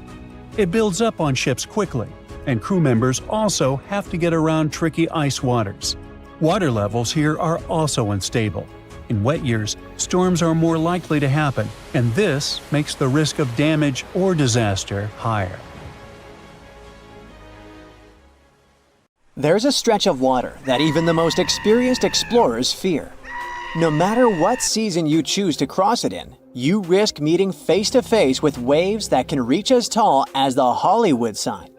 I'm talking about the Drake Passage, the waterway connecting the Pacific Ocean to the Atlantic Ocean, stretching from Cape Horn at South America's southernmost tip to Antarctica's South Shetland Islands. It's about as wide as the distance from London to Berlin and takes up to 48 hours to cross. Some sailors compare getting on the other side to going to the moon. That's how challenging it is. Even the man who discovered it, Sir Francis Drake, never sailed these waters because they seemed too dangerous to him and opted for a calmer, although longer, Strait of Magellan. The passage took the lives of around 20,000 sailors and over 800 ships. Tourists who want to see Antarctica cross the Drake Passage on a regular basis, although it's still often called the world's most terrifying ocean crossing. The Antarctic Peninsula, where travelers go, isn't really part of Antarctica itself. It sticks out and points towards South America like two fingers almost touching it. The water gets squeezed between these two land masses, making strong ocean currents. The passage is part of the Antarctic Circumpolar Current, the largest ocean current on Earth. The water rushes through the passage at a speed between 95 and 150 million cubic meters per second, which makes it rougher. And then there are winds that usually blow from west to east and are very strong between 40 and 60 degrees latitude. That's why those areas are called the Roaring Forties, Furious 50s, and Screaming 60s. Land slows down winds, which is why storms hitting Ireland and the UK get weaker as they move east. But Drake's latitude is the only place where winds can blow all around the Earth without being stopped by land, so they keep getting faster. These strong winds turn into huge waves that can hit ships really hard, normally around 13 to 16 feet tall. They're much higher than waves in the Atlantic. Drake Passage also has underwater mountains that you can't see. The huge current squeezes through this narrow passage and causes waves to crash against these mountains underwater. These internal waves create whirls that bring cold water up from the deep ocean. So it's not just rough on the surface, the water is wild all the way down. The first sailor managed to sail around Cape Horn and through the Drake Passage in 1616. It was a Dutch navigator, Willem Schouten, in 1616. But the most famous attempt to cross it was undertaken by Sir Ernest Henry Shackleton on his ship named Endurance. He and 27 of his men set off from South Georgia, aiming to reach Vassal Bay in Antarctica. But things didn't go as planned. On January 19, 1915, their ship got stuck in the ice. And by October, it began to sink. They camped on floating ice for 2 months before sailing lifeboats to a remote, icy place called Elephant Island. Shackleton and 5 men made a risky journey to South Georgia to get help. It took them 15 days to cross Drake Passage with hurricane winds. Finally, they arrived safely and organized a rescue for the rest of their crew. Scientists found the shipwreck of Endurance only in 2022, 10,000 feet below the water. In December of 2019, 6 fearless athletes decided to cross the Drake Passage by rowing a boat for the first time in history. It took them 12 days of non-stop rowing with a 90-minute rotation of rowers. They managed to do it, and it was probably the hardest possible way to cross the passage. The athletes mentioned it was cold, wet, and dirty, and the waves hit them like walls. The weather in the Drake Passage changes a lot, but ship captains can always see it coming and change their path. They will move the departure time to have a safety margin and not to get stuck in the middle of the passage in the worst possible conditions. Sometimes, the journey will be smooth and calm, and they call it Drake Lake. Other times, people on the ship will feel rough waves, which is called Drake Shake. Some experienced captains who often cross the passage say that the Drake Lake effect happens once in every 10 crossings, and they see the Drake Shake once or twice in every 10 journeys. A schooner or a kayak will probably not survive the journey among giant waves, but modest vessels and cruise ships have sturdy hulls and advanced stabilizing mechanisms. So, the journey isn't that dangerous anymore, but still, it's quite an adventure, especially if you're seasick. If you don't feel like risking it but want to travel from the Pacific Ocean to the Atlantic Ocean by water the fast way, the Panama Canal is waiting for you. People first started thinking about making a water path across Panama in the 16th century. Back then, a Spanish explorer found out that only a thin piece of land separated the two oceans. But it seemed impossible to build it because of the mountains and thick jungle, so the idea had to wait a couple of centuries.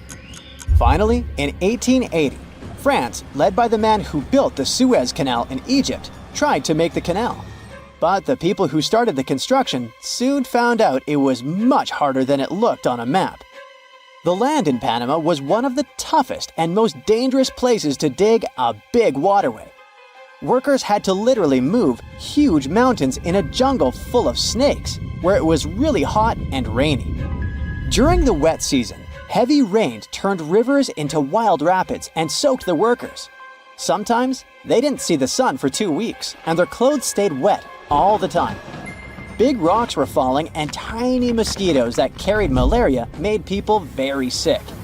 And then, an earthquake happened on top of everything. They were losing thousands of people. That's why France decided to abandon the project after 7 years. Then, the United States bought the French assets in the Canal Zone and finished it by 1914. It cost the US around $375 million. The 50-mile-long passage of water saves ships traveling between New York and San Francisco 7,872 miles. Around 14,000 ships use it every year and pay around $1.8 million in tolls. So it looks like it all paid off. Another challenging waterway in this part of the world is the Amazon River. It's around 4,300 miles long and flows through 3 countries with over 30 million people living in its basin. But there isn't a single bridge across it. The river has many marshes and soft soils, so engineers would need to build very long bridges and very deep foundations, which costs a lot of money. Building bridges over deep water is tough, but in other places in the world, engineers can use things like floating platforms to help. The river's path and water levels change a lot during the year. During the dry season from June to November, the river is usually 2 to 6 miles wide. But in the wet season from December to April, the river can become as wide as 30 miles. And the water level can rise by 50 feet. That's why they can't build floating bridges or pontoons. The riverbanks are made of soft dirt that moves and erodes with the seasons, and it makes things even harder. It would have to be an absolutely unique project to overcome all these challenges. Luckily, there's no pressing need for a bridge across the Amazon right now. The river mostly goes through areas that are sparsely populated, so there aren't so many major roads to be connected by bridges. In some regions of the Pacific Ocean, ships sink very easily, which is why it is feared by many sailors. Although there are many routes in that area, there are some that few dare to risk because crossing them can mean facing extremely dangerous forces of nature. If you need to travel from Asia to America by ship, the most obvious route would be the shortest and quickest. That is, a nearly straight line under the North Pacific Ocean. But instead, it might be better to avoid crossing this place and opt for longer and more expensive but much safer routes. There is not one, but several reasons. The Pacific is home to some of the most dangerous waters in the world. When we open a world map, we usually see that the Pacific Ocean is kinda divided, which prevents us from realizing how big it is. But in reality, this giant covers almost a third of Earth's surface. It's about 10 times larger than the smallest ocean in the world, the Arctic Ocean. In other words, when crossing it, the chances of being cut off from any landmass are very high. And in cases of emergencies, mechanical failures, or even storms, help might take days or even weeks to arrive. This significantly increases the risk of serious accidents, the possibility of cargo loss, and, in more serious cases, something even worse. Now think about it. A ship journey from Santos, Brazil to Cape Town, South Africa covers a little more than 3,400 miles. To get from Callao, Peru to Shanghai, China, you need to travel around 10,000 miles. Another major problem that prevents sailors from crossing the Pacific is storm systems, whose name already indicates what they contain: unpredictable and therefore dangerous storms. In addition, near the equator, there is a chain of winds called trade winds that directly influence the climate in the tropical region and occasionally cause rain. Trade winds are strong and constant winds that act like a whirlwind that rotates without stopping. And although they are extremely important for nature, as they spread moisture through forests and even influence the formation of deserts, they pose a problem. Their intensity changes depending on the season. In winter, for example, they can be much stronger. And since these winds are responsible for moving the ocean waters, they also create strong sea currents that could make the journey much more dangerous. In 2015, researchers came across a series of extremely strong winter trade winds that caused a surge of short but intense waves in the Pacific Ocean. They observed that those waves began to hit the ship with constant force, as if they were repeatedly punching it. As a result, the hull structure was completely twisted and deformed. And in the end, they confirmed what they had already known. Those waves, caused by winter trade winds, could be a real threat to vessels. And by the way, do you remember that help in the middle of the Pacific can take a considerable amount of time to arrive? So, now there is much more than one reason behind the hostility of the winds. Such a large ocean doesn't have many geographical barriers, such as mountains or large islands. It means that there are no land structures around it that could hold back or slow down the winds and currents. So the trade winds and ocean currents have complete freedom to gain strength and speed. This explains why the Pacific is the scene of powerful storms and giant waves. This is different, for example, from the North Atlantic, where North America, Europe, and Africa help to contain and redirect the atmospheric and maritime systems. It is now very common for scientists to see the bottom of the Pacific Ocean as a giant jigsaw puzzle because it's literally full of moving pieces.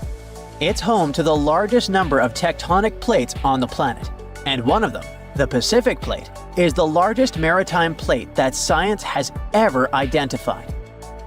This particularity makes the region extremely unstable to earthquakes and volcanic eruptions.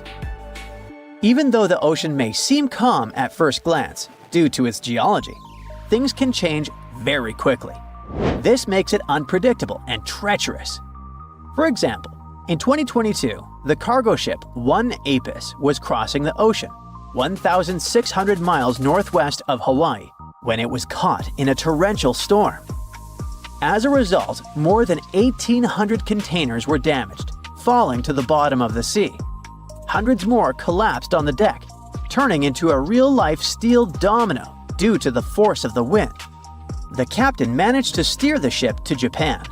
The journey lasted about a week, and it was only when they got there that they understood the extent of the loss. But it wasn't just the One Apis. The following year, the ship Maersk Essen lost about 750 containers, while the Maersk Eindhoven lost more than 260. In both cases, the routes were bound for Asia. These three alone have already accounted for much more than the global annual average of containers lost at sea, which is about 1,382 per year. And the most curious thing is that these events happened in winter. Speaking of winter, it was in the winter of 2020 that the Pacific made history. Scientists recorded a 58-foot-high wave in the ocean, which is equivalent to the height of a 5 or even 6-story building. In general, a wave is considered giant or extreme when it's more than twice the height of the others around it. This one, however, was almost 3 times bigger than the rest. Now, it's important to remember that despite being rare and scary, these waves are not a tsunami, as they're caused by wind. Tsunamis, on the other hand, usually occur after underwater earthquakes or volcanic eruptions. Another big monster of the Pacific are typhoons, and the 2024 typhoon season confirmed this. One of the highlights was Hurricane Christy. It did not touch the crust, meaning it did not cause direct damage, but we cannot underestimate it. Christy reached Category 5 on the Saffir-Simpson scale, which is the maximum level. A hurricane of this degree is considered catastrophic, so it's no wonder that it was powerful enough to generate huge waves and extremely dangerous rip currents. In addition to this, there was also Super Typhoon Yagi, which hit the Asian continent with such force that it gained the reputation of the most powerful in the last 70 years. When it arrived in Vietnam, it caused around $1.6 billion in damage, destroyed infrastructure in several cities, and left a trail of victims wherever it went. As if that weren't enough, the Pacific is also home to one of the most unstable regions on the planet, the famous Pacific Ring of Fire. It's a huge, crack-shaped area that's home to intense volcanic and seismic activity. It's the most tectonically active place in the world, as the plates of the Earth's crust are constantly moving there. They move apart and collide, or grind against each other, which causes the region to experience earthquakes and volcanic eruptions all the time. Seismographs record some type of tremor there every 5 minutes. This dangerous region is responsible for about 90% of the planet's earthquakes. So, 9 out of 10 tremors occur within this ring, which stretches across the northern Pacific. And the worst part is that it doesn't just affect North America or Asia. In 2023, tremors linked to the Ring of Fire were felt in several Latin American countries, such as Argentina, Chile, Ecuador, and Peru. There was a trail of destruction, and the lives of around 15 people were lost. There's no shortage of reasons for ships to avoid the shortest route across the Pacific and opt for longer routes. As the popular saying goes, prevention is better than cure.